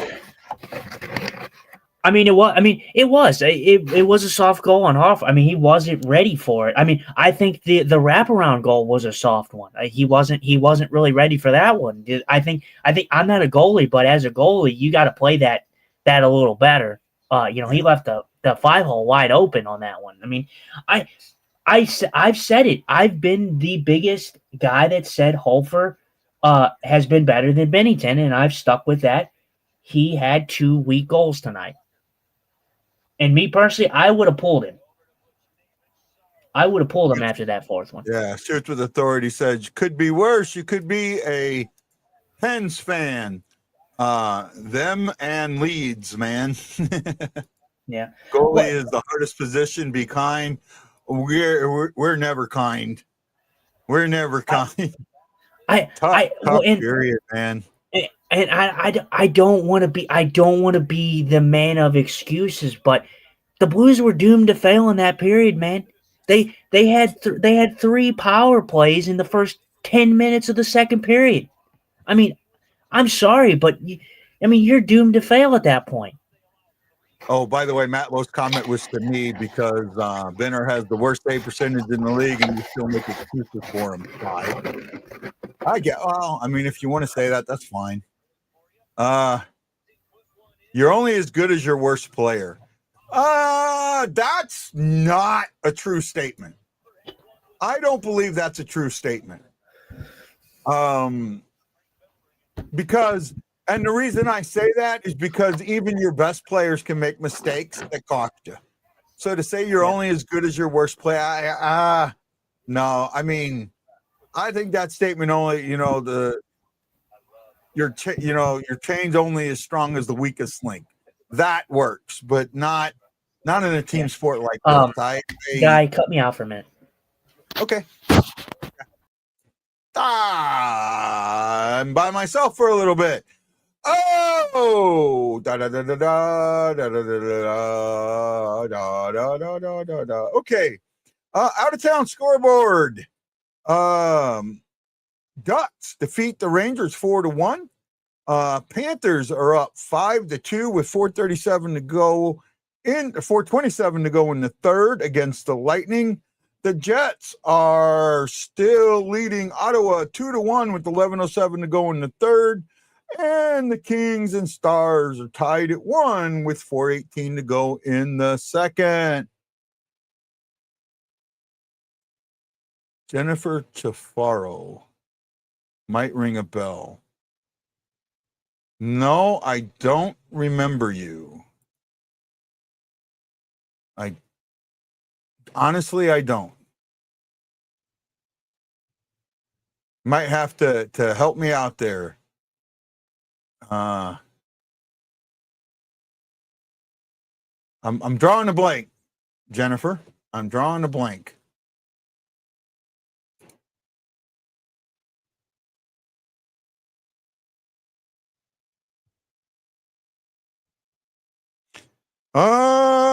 Let's see here.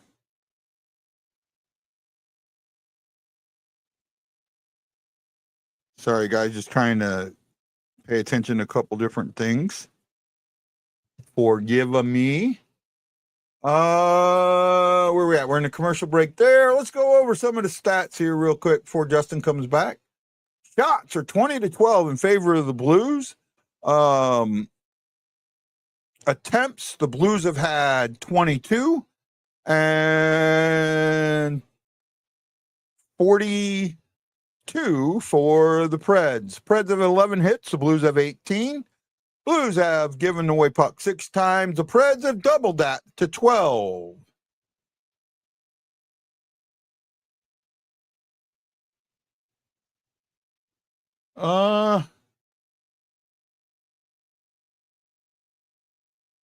Do you do a podcast or something, Jennifer? I don't remember. You have to remind me. You can stay. You don't have to go away.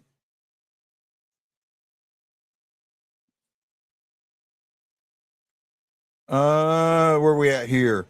Takeaways, 3 for the Preds, 2 for the Blues. Face-offs are still heavily favoring the Preds, 22-11, 67% to 33%.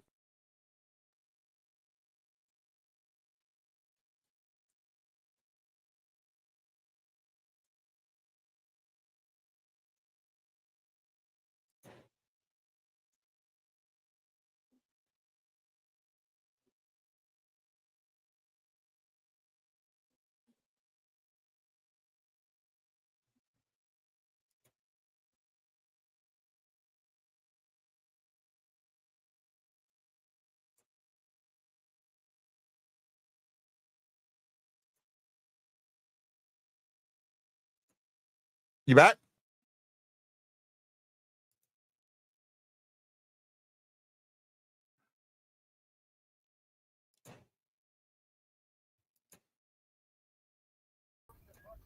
Okay, sorry about that. I thought you were back, and I guess you weren't. Oh, no, I'm good. I had to go cut my pizza because the pizza place is inept of cutting a pizza somehow. Every time. Every time. I don't know how. They literally have the things where they put the pizza on it and do the lines. How can you not cut all the way through? Oh, I remember Jennifer now. I take that back. I do remember. We're doing good, memes.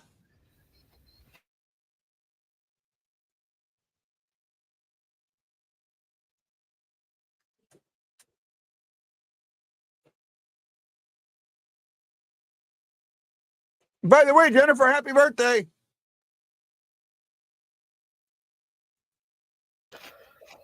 I'm a little late to the party, but happy birthday. Yeah.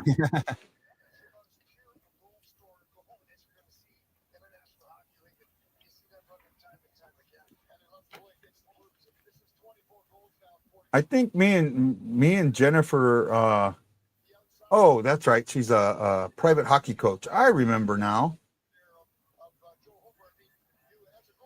I do remember now. Wow. Okay. I guess I kind of blanked out there.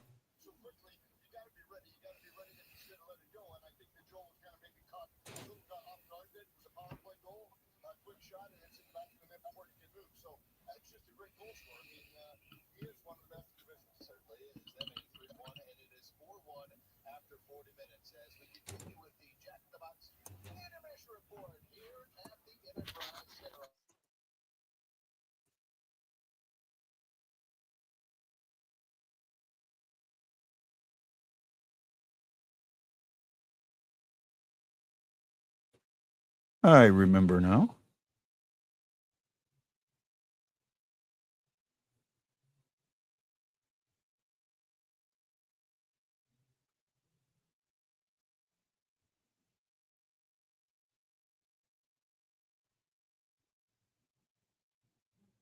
Okay. Reminded myself. Uh,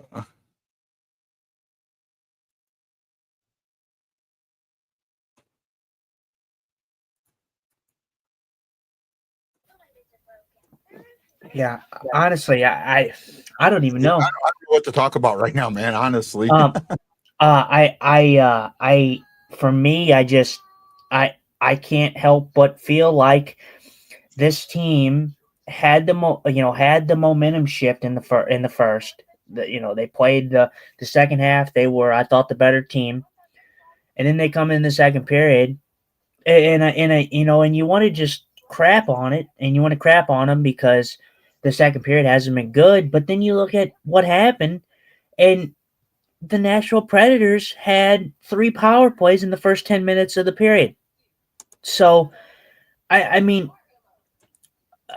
how can the Blues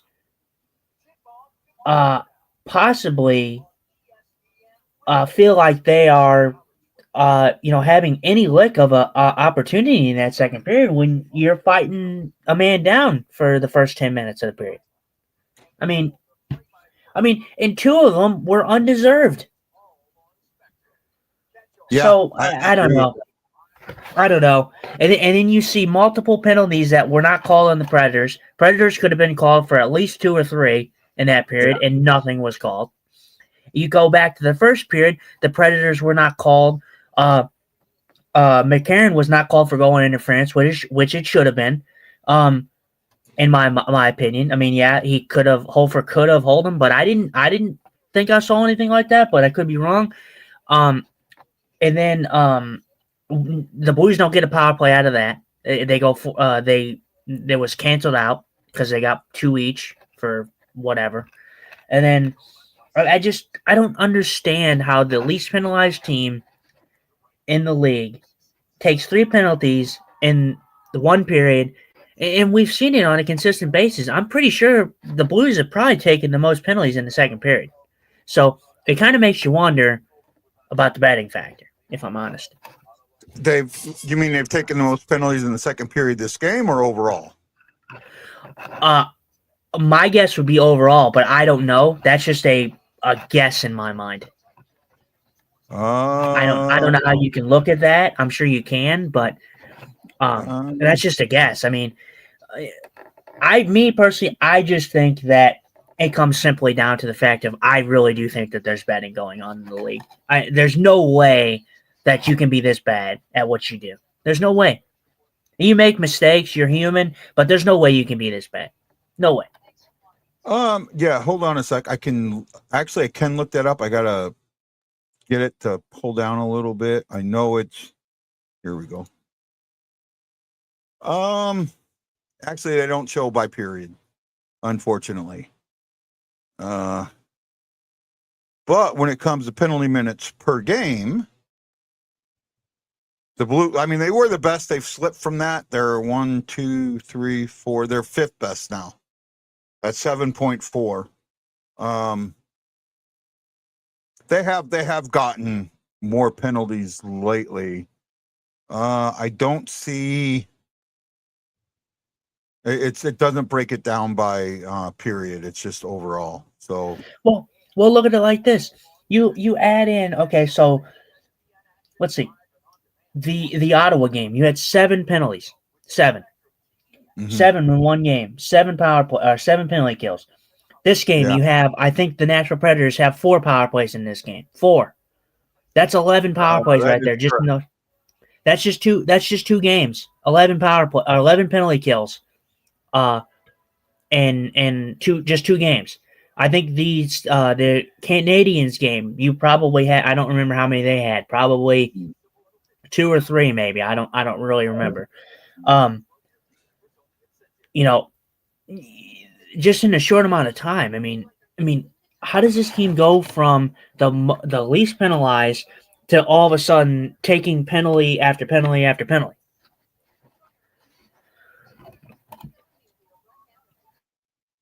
Yeah, no, I'm with you.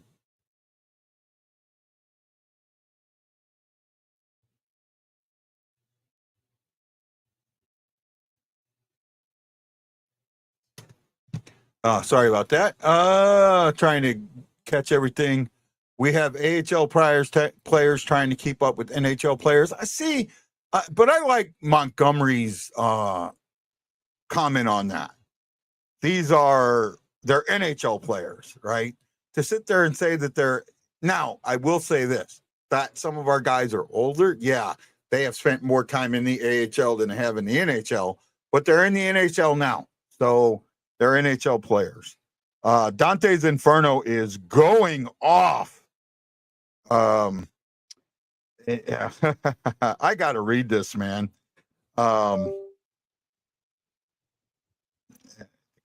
My phone here real quick. Team is finished. Stick a fork in them and stop analyzing. It's over. They stink. Need to make major changes. Face it. Too many penalties. Can't play with the lead.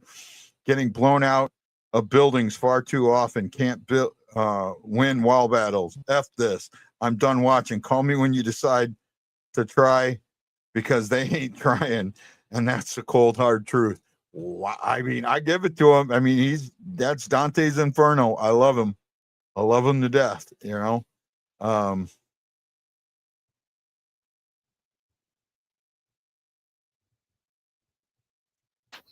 Yeah, I mean, yeah, you can try to make moves, but then again I ask, what are you gonna do? I mean, tell me what your ideal move is, because if you want to make a move, tell me what you think the move should be. The Blues are in a tough spot because I don't know. I mean, I think you can unload some guys. I think you could probably unload a Shin somewhere if a team that is on a playoff push wants a Shin. I'm sure you can. And me personally, I'm kind of in the boat of, honestly, I wouldn't mind it if the Blues wanted to play the market for Shin and see what you can get for him. I wouldn't hate it. I like Shin, but maybe that's what you need. Maybe you need a shakeup. Maybe you need a new voice in the locker room. And yeah, he hasn't been captain for that long, but maybe you need a new voice. Maybe Thomas is your guy. Maybe you just maybe you don't name a captain. Maybe you just give it a minute and then you name a captain. When you think that you have it all set in place.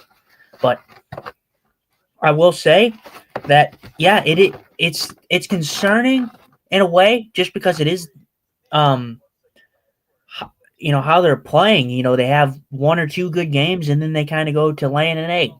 Yeah. I know, and you would hope that this team would play much better against the team they're playing, but and I'm surprised I haven't heard this yet. Oh, we always take bad teams for granted. We play bad against bad teams. Right now, we're playing like a bad team, so I don't think we're taking any team for granted. Right? I mean, that's the way I feel. I could be wrong. I mean, and I know you don't like that sentiment, but that's kind of where I'm at right now. Frame rate says we're doing the impossible, trying to rebuild without either making crazy moves or extremely tanking, kind of just maintaining things. I mean, look, I'm okay. Look, I think I've been using the word Sesame Street safe. I feel like what we've done is we played at Sesame Street safe, and that's why me and Guy, at least for me, that's why I liked what Vancouver and Minnesota did, is they didn't play at Sesame Street safe. They went out and they said, you know what, let's come together, let's make a deal. And they got it done. And they completed a blockbuster. We don't know how that's all going to turn out. Quinn Hughes is, great defenseman. He's one of the best in the league. Most people would say Minnesota won that trade. But Vancouver, they got a lot of good pieces in that deal. But yeah, I like that both teams didn't play it safe. Maybe it's time that the St. Louis Blues stop playing it safe, Sesame Street safe, and they go out and they trade Shin. They go out and trade Falk. And I hate to say that because Falk's been good, but you're gonna have to unload guys that people want. So I'll say this: if you want to not play it Sesame Street safe, if you want to make that, there's only one player here that's going to get you a guy or the possibility of getting guys that the possibility of getting guys that are going to be game changers, and that's Bennington. You got to trade Bennington. Bennington's going to get you first round picks. Bennington's going to get you a younger guy that's going to possibly be a game changer. That's the guy that's going to get it. And you've got to be willing to say, okay, we're going to go with Hoffer. Well, and this is why that I'm kind of, I didn't say Bennington just because I knew that you wouldn't like that, but I think at this point, fans are not happy. Obviously, we're not happy. We want to see the Blues team that we know that is possible, but maybe it's time that Armstrong and Steen, they say screw it. People have complained about this team for years now. It's struggled to start off the year. Maybe they stop playing at Sesame Street safe and they actually try to make a splash. They try to do something that changes the course. I mean, that might be what it takes. And now that I think about it, you want to really get upset with me? There's two players that I think you could trade and get a good haul for. If it's done right. There's two players, and I guarantee you neither one of us want to lose either one of those players. Well, I would assume that you're talking about Thomas. Nope. Okay, so yeah, because for me, Thomas is a no touch. Thomas is a guy I'm not touching. I think Thomas should stay here. I don't know. Who are you thinking? Because my guesses would have been, Boberg and Holloway. Yeah, you could see. The thing though is for me is I'm looking at this and I'm kind of weeding out, and I say that Sesame Street safe. Yeah, if you wanted to do that, you're not playing it safe at that point. If you trade Yeah. a Broberg, you're definitely not playing it safe. But for me, I'm not trading Broberg. Broberg has shown that he's going to be your number one guy. Yeah. I think those guys are untouched. I mean, Holloway. See, the thing is with Holloway, I think anybody would want Holloway, but the problem is he's very injury prone. So how much are teams willing to actually give up for him? Because he is injury prone. Yeah. But he's still one of those guys. And then, I mean, because you have a couple of guys in the pipeline that are a year or two out there, you could also look at, and I know you're talking about future, you could look at Neighbors, you could look at, you could also look at Snuggerud, right? Those are the because of some of your contracts, if you want to make that splash, that's the way you've got to make it. Right? That's the way you got to make it. Yeah, I mean, and if you can make a deal to where you get something of equal or greater value, then that may be okay. But I think that this team might need, like I said, a change of course. It might need a big trade to happen. Yeah. And what that is, I don't know.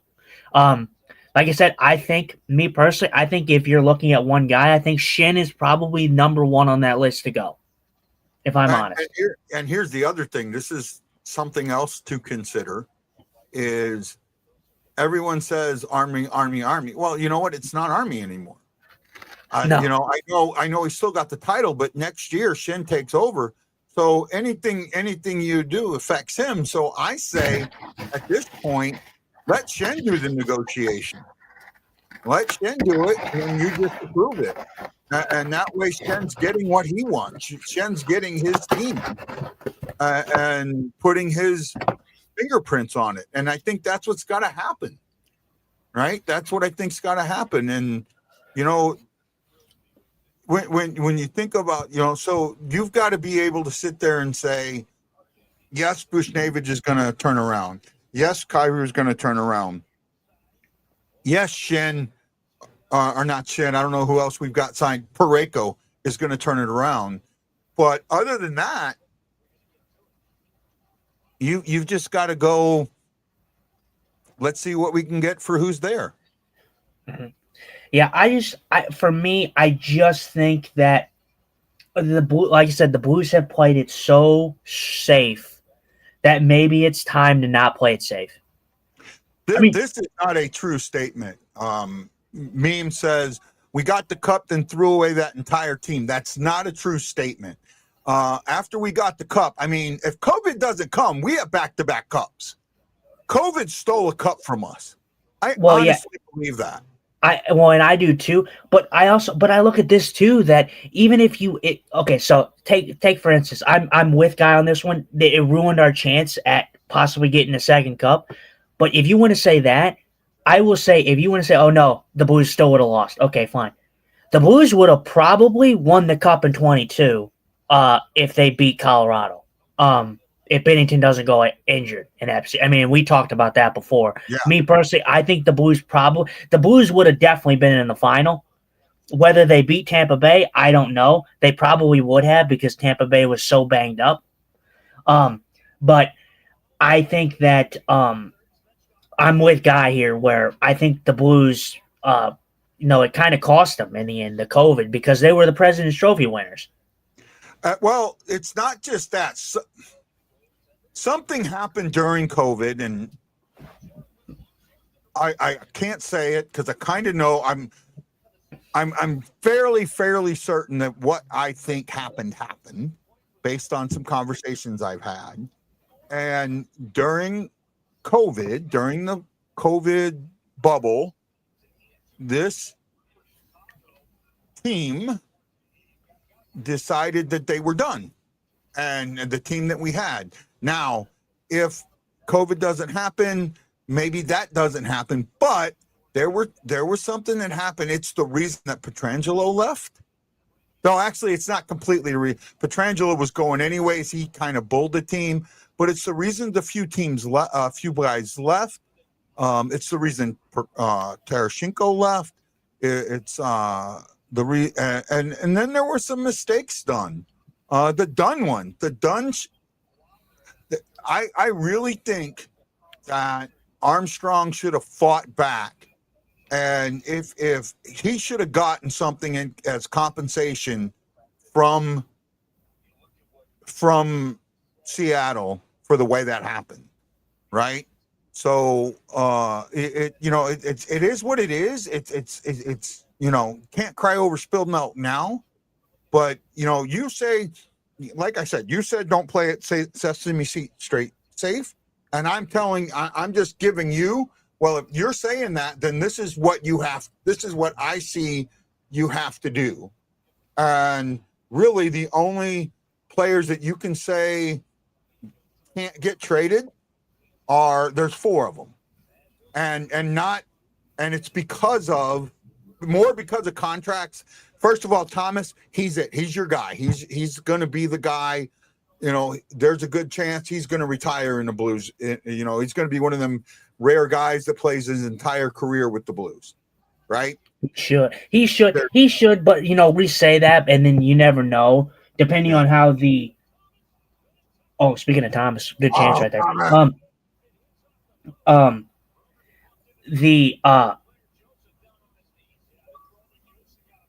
Sorry, I'm looking at this because Joseph, I think, got my stick. No call. Yeah, no call.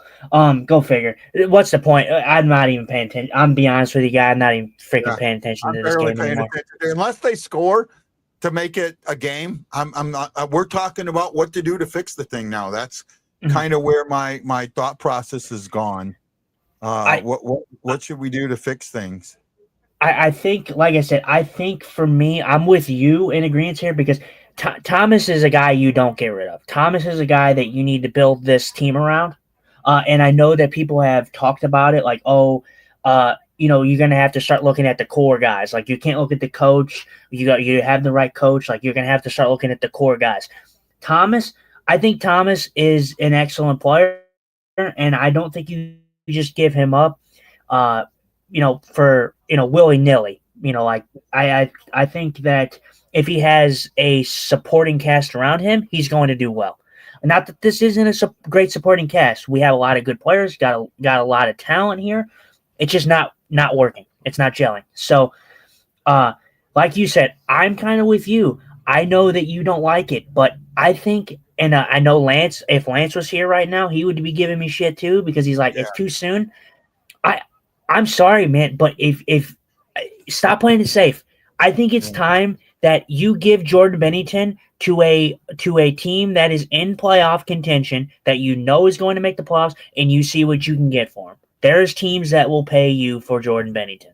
I truly believe that, and I know Hofer. It's not exactly the greatest example tonight, considering he's let up 2 weak ones, but I'm sorry, you got to stop playing it safe. Jordan Binnington has not had the greatest of years. I get it. The Blues have not had the greatest of years, but I think it's time. I really do. I think it's time to possibly move on. I say this, right, and you may or may not like this. They're showing how close Thomas was. Yeah, he was close. Oh, he hit him right in the nut. How do you not call that? He hit him right in the nuts.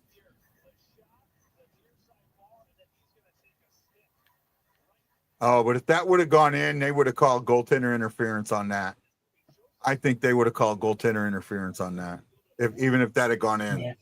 Boberg was absolutely in the crease. Mm-hmm. Joseph has a little bit of blood on his nose. See that? Say again? I said Joseph had a little bit of blood on his nose. Yeah, I saw that. I don't know if it was a high stick or a follow through. I don't know. I don't think it was a follow through because the guy was left-handed. I don't know. Like I said, I'm not even. The referees have taken me out of this game completely. I just don't So care. I don't care what there- happens. Yeah. I want to go back to, I said there are 4 guys that you can't you can't trade, right? It's Thomas, Kyrou, Bushnevich, and Pareko. Now, to me, Thomas and Kyrou are your future. Bushnevich is because of his contract, and so is Pareko. I think everybody else you should look at. Now, one thing that I think that they could possibly do is make some type of trade for Ellis. Oh, now Right. we're getting a power play. Sorry. Oh, there we go. Finally.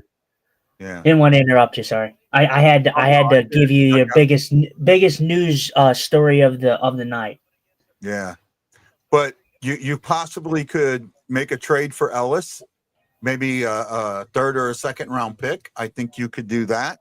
I don't think Zerzenko's ready to take over. I would like to think. I thought he was going to be. I don't think he is. Mhm. Right.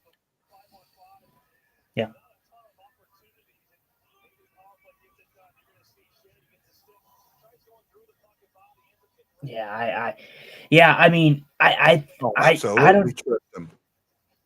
Yeah. Oh yeah, no, I know. I like guy, I like I said, I am tuned out of this game. The second period ruined this game. Ruined it completely. Well, and I understand what you say about the refs. Do I feel like some of the penalties shouldn't have been called? Absolutely. But at the same time, you got to deal with it. You got to play good enough to deal with it. Yes, they stole momentum. Get it back. Right? I know it's not easy. But I mean, that's just the way I look at it. Oh, for sure. You got to get it back. That's 100% sure. But I'm still not going to point. I'm not going to not point out the fact that the Predators had 3 power plays in the first 10 minutes of the period. 3 power plays in the first. That's almost the whole half of the period. That's the half of the period almost. Nice play. Great goal. Dvorsky again. He's on Hattie watch. We're on hat trick watch again. This time on our side.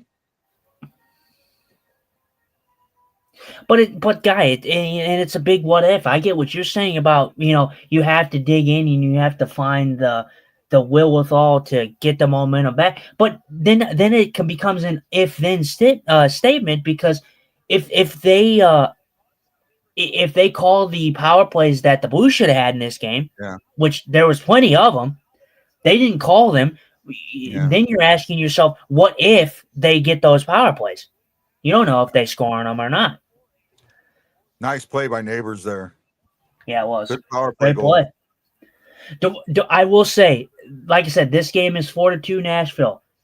A bright spot in this game. If you want me to be positive, Dvorsky has had himself a great game.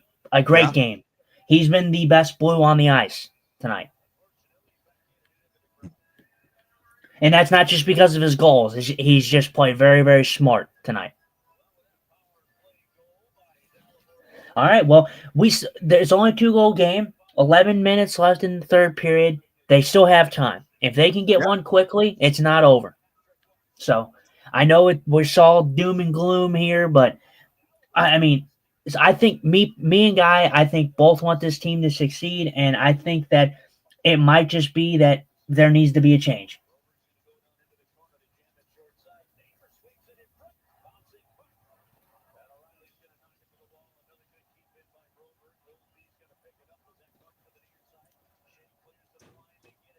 What is frame rate said how many times this season have 3 Blues pinched in a corner and left the goal scorer right in the blue paint? Yeah, I mean, it's happened a lot, right? There's definitely, it's kind of like a mixed bag. Mistakes have been made. The team has made mistakes, and it's other teams have taken advantage of it. Good way to get the puck to the net, Mayu. I like that. They look aggressive, though. I will say the Blues have, in the third period, they have come out aggressive in this period. So hopefully they can continue to get their shots going. And like I said, it is a big what if, but the Blues could have had multiple power plays before Nashville even got any of that second period, I should say. But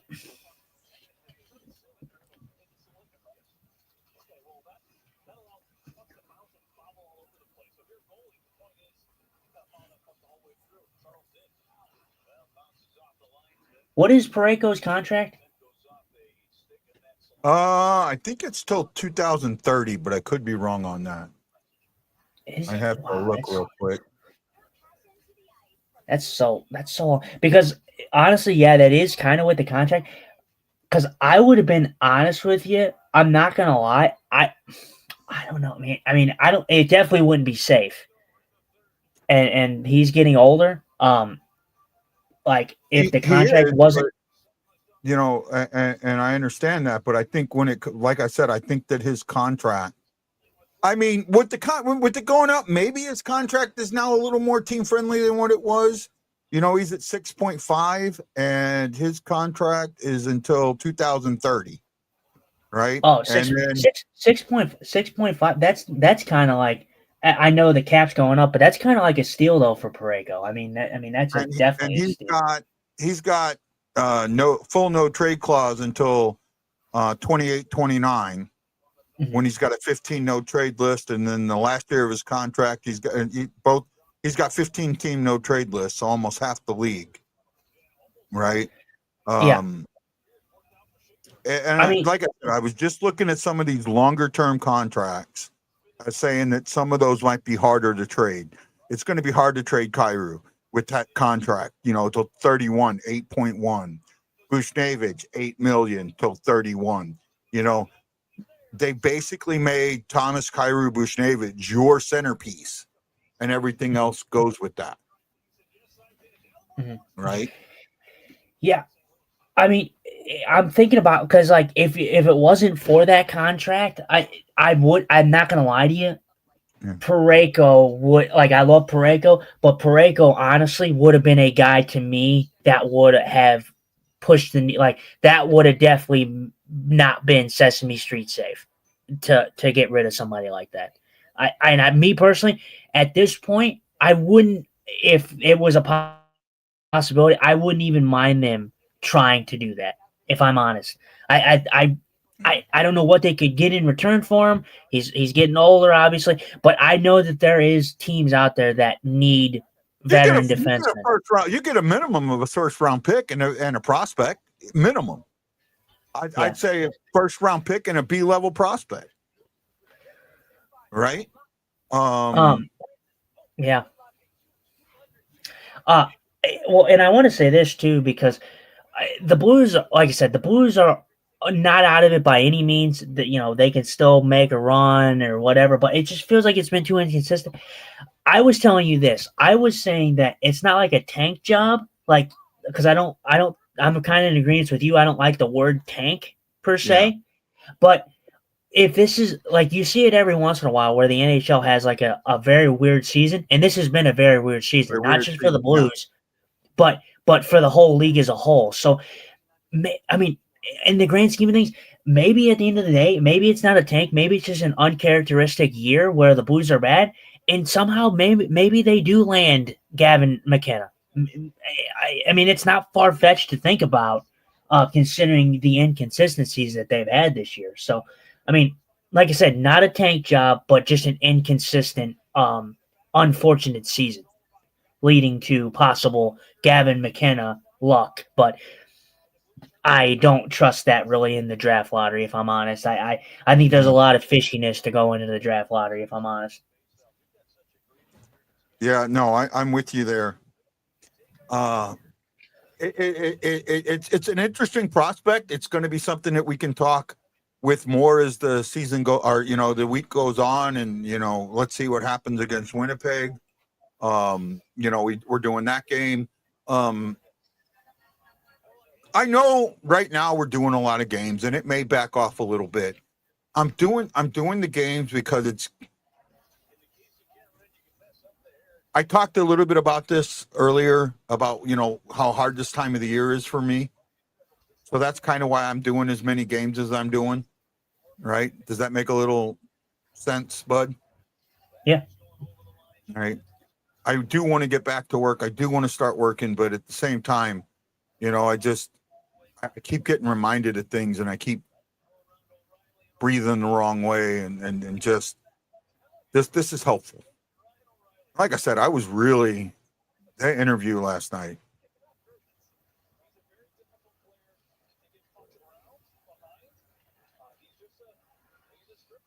That interview last night. What? Yeah, it was. Sorry, again the what she talked about. Three different voices, three different things going. I have the game in one ear, I have you in an ear, I have the chat, and then my messages that are going off a bit.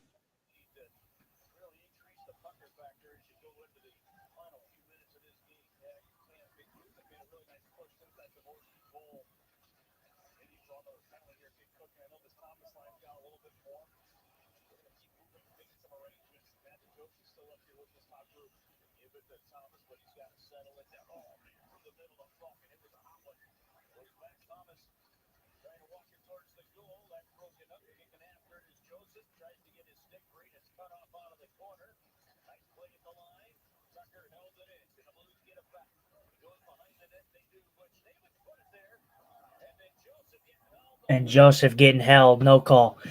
I mean, this is a joke, guy. I mean, this is a joke. I mean, are you serious? I mean, legitimately, he's getting held by two guys, no call.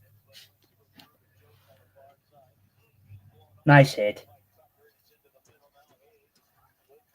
I mean, how much of a joke, man? Like, how much help do the Predators really freaking need? Are you kidding me? What a joke. Blues should have about 7 freaking power plays in this game. What a joke. I wonder at what point they're going to pull the goalie. Well, I'm at 626. Yeah.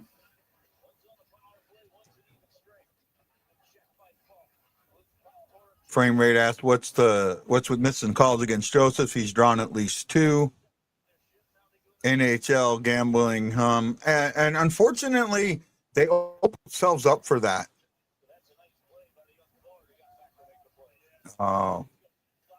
Torp tried to wrap it around.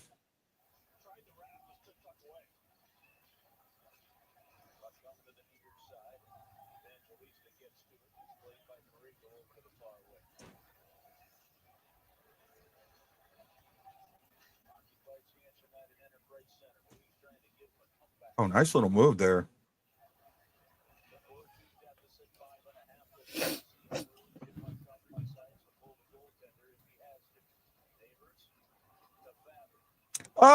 Fabry's okay. I mean, he hasn't had a good night tonight. I mean, he hasn't been. He's had one penalty. He hadn't been on the score sheet, but he hasn't been like super noticeable tonight. But he's been doing well since we've had him. Would you say the same? Yeah, I mean he hasn't been noticeable tonight as much, but the first 2 games that he came back, he was very noticeable. He was one of the better Blues. Yeah.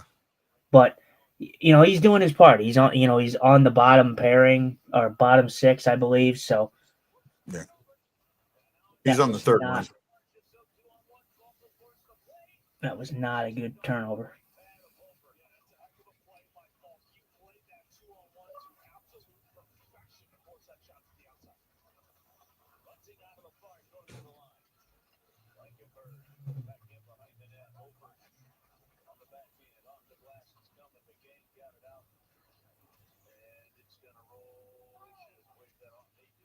Yeah, thank God they waved that off. I was just so waiting for them to not wave that off.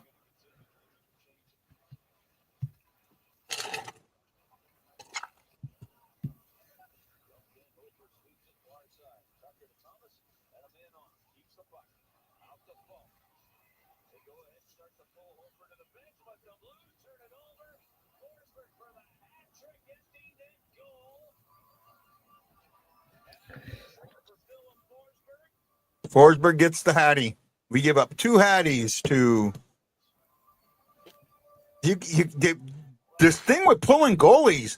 You got to wait until you've absolutely got control of the puck, till you're on the cycle. Don't pull them too early, because you just took any chance you had and threw it in the garbage. You just threw it in the garbage. Yeah, that was a very, very quick pull. I mean, I don't know who that was. That might have been Luff. You got to get that in deep. Say again? Oh, it's I said Forsberg. I don't. No, I know who scored. I'm saying the Blues player. He should have. He should have had. He should. I think it was Luff. Well, no, it was Thomas lost the puck. Right? That was Thomas at the blue. Oh, okay, maybe it was. Yeah. Thomas. At Whatever. The blue line. Yeah. It got to be. O'Reilly got it away from Thomas. Oh, okay. Yeah. I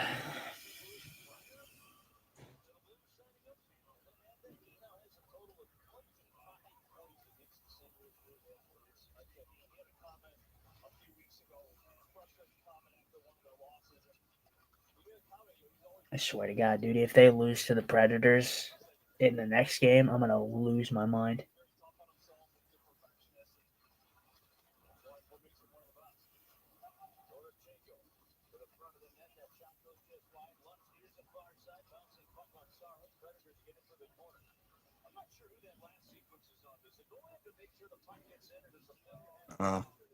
Joseph had a little chance there.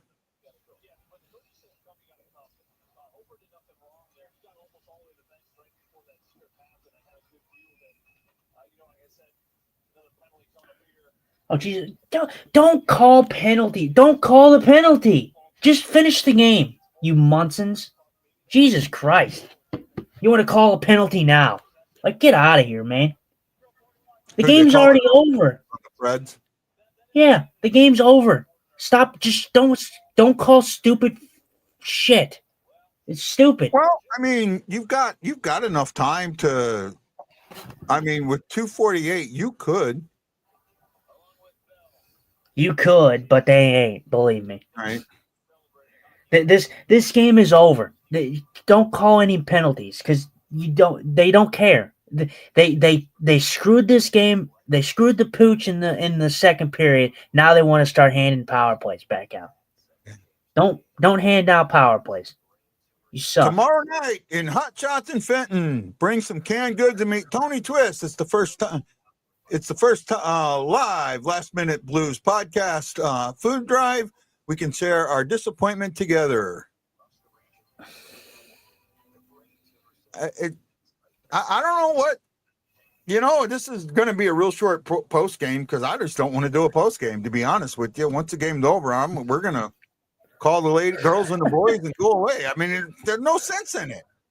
We've just spent the last 20 minutes doing a post game.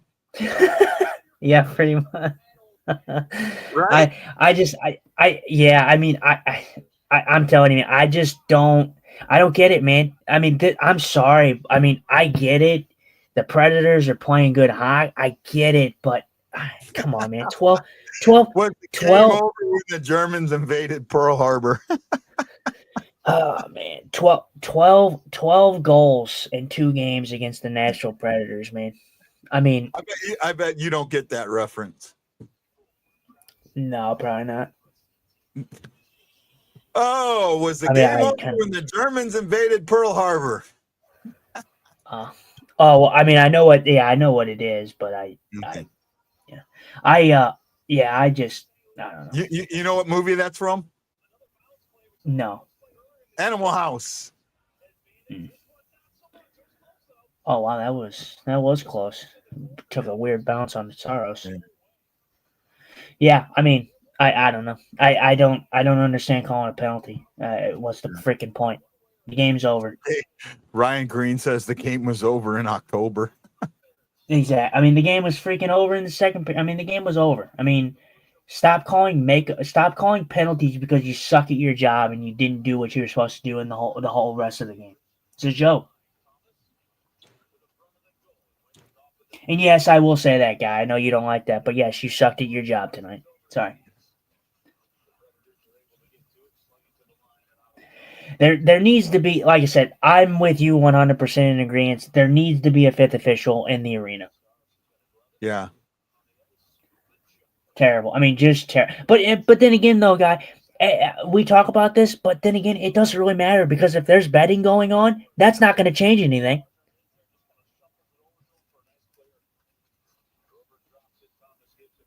I mean, you got to get you got to take the betting out of the.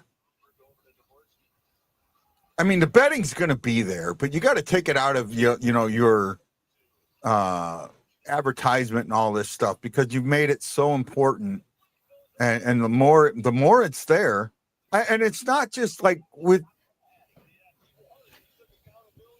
Oh, Dvorsky just missed the Hattie.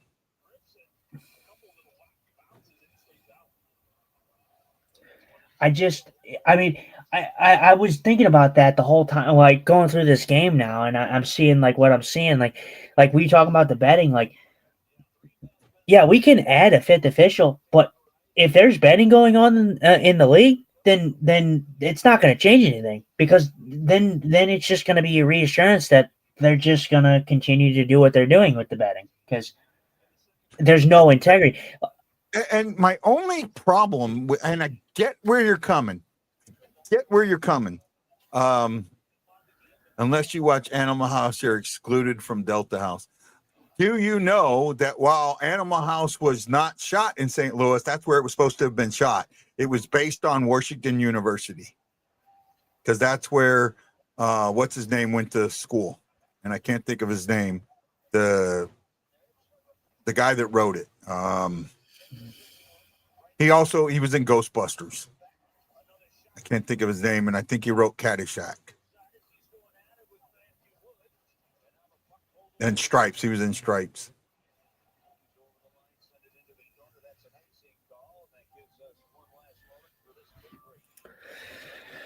Well, the Senators did beat the Jets in overtime.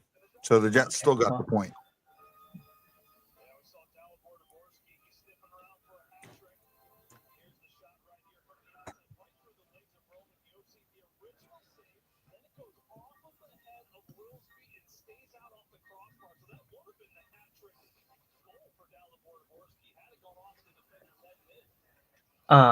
Yeah, well, I predicted that the St. Louis Blues will win this game 5-2. I got the score right. I didn't get the team right.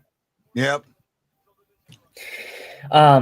Yeah, I really don't know. Like you said, we kind of did our post game in the third period. I mean, I think that first of all, you lost to the Predators twice. I'm sorry. You could be playing the best hockey of your life, but the Predators are still a team you need to beat. I mean, you can't lose. You can't lose twice to them, and especially in 2 games where you saw them literally 4 days apart from each other.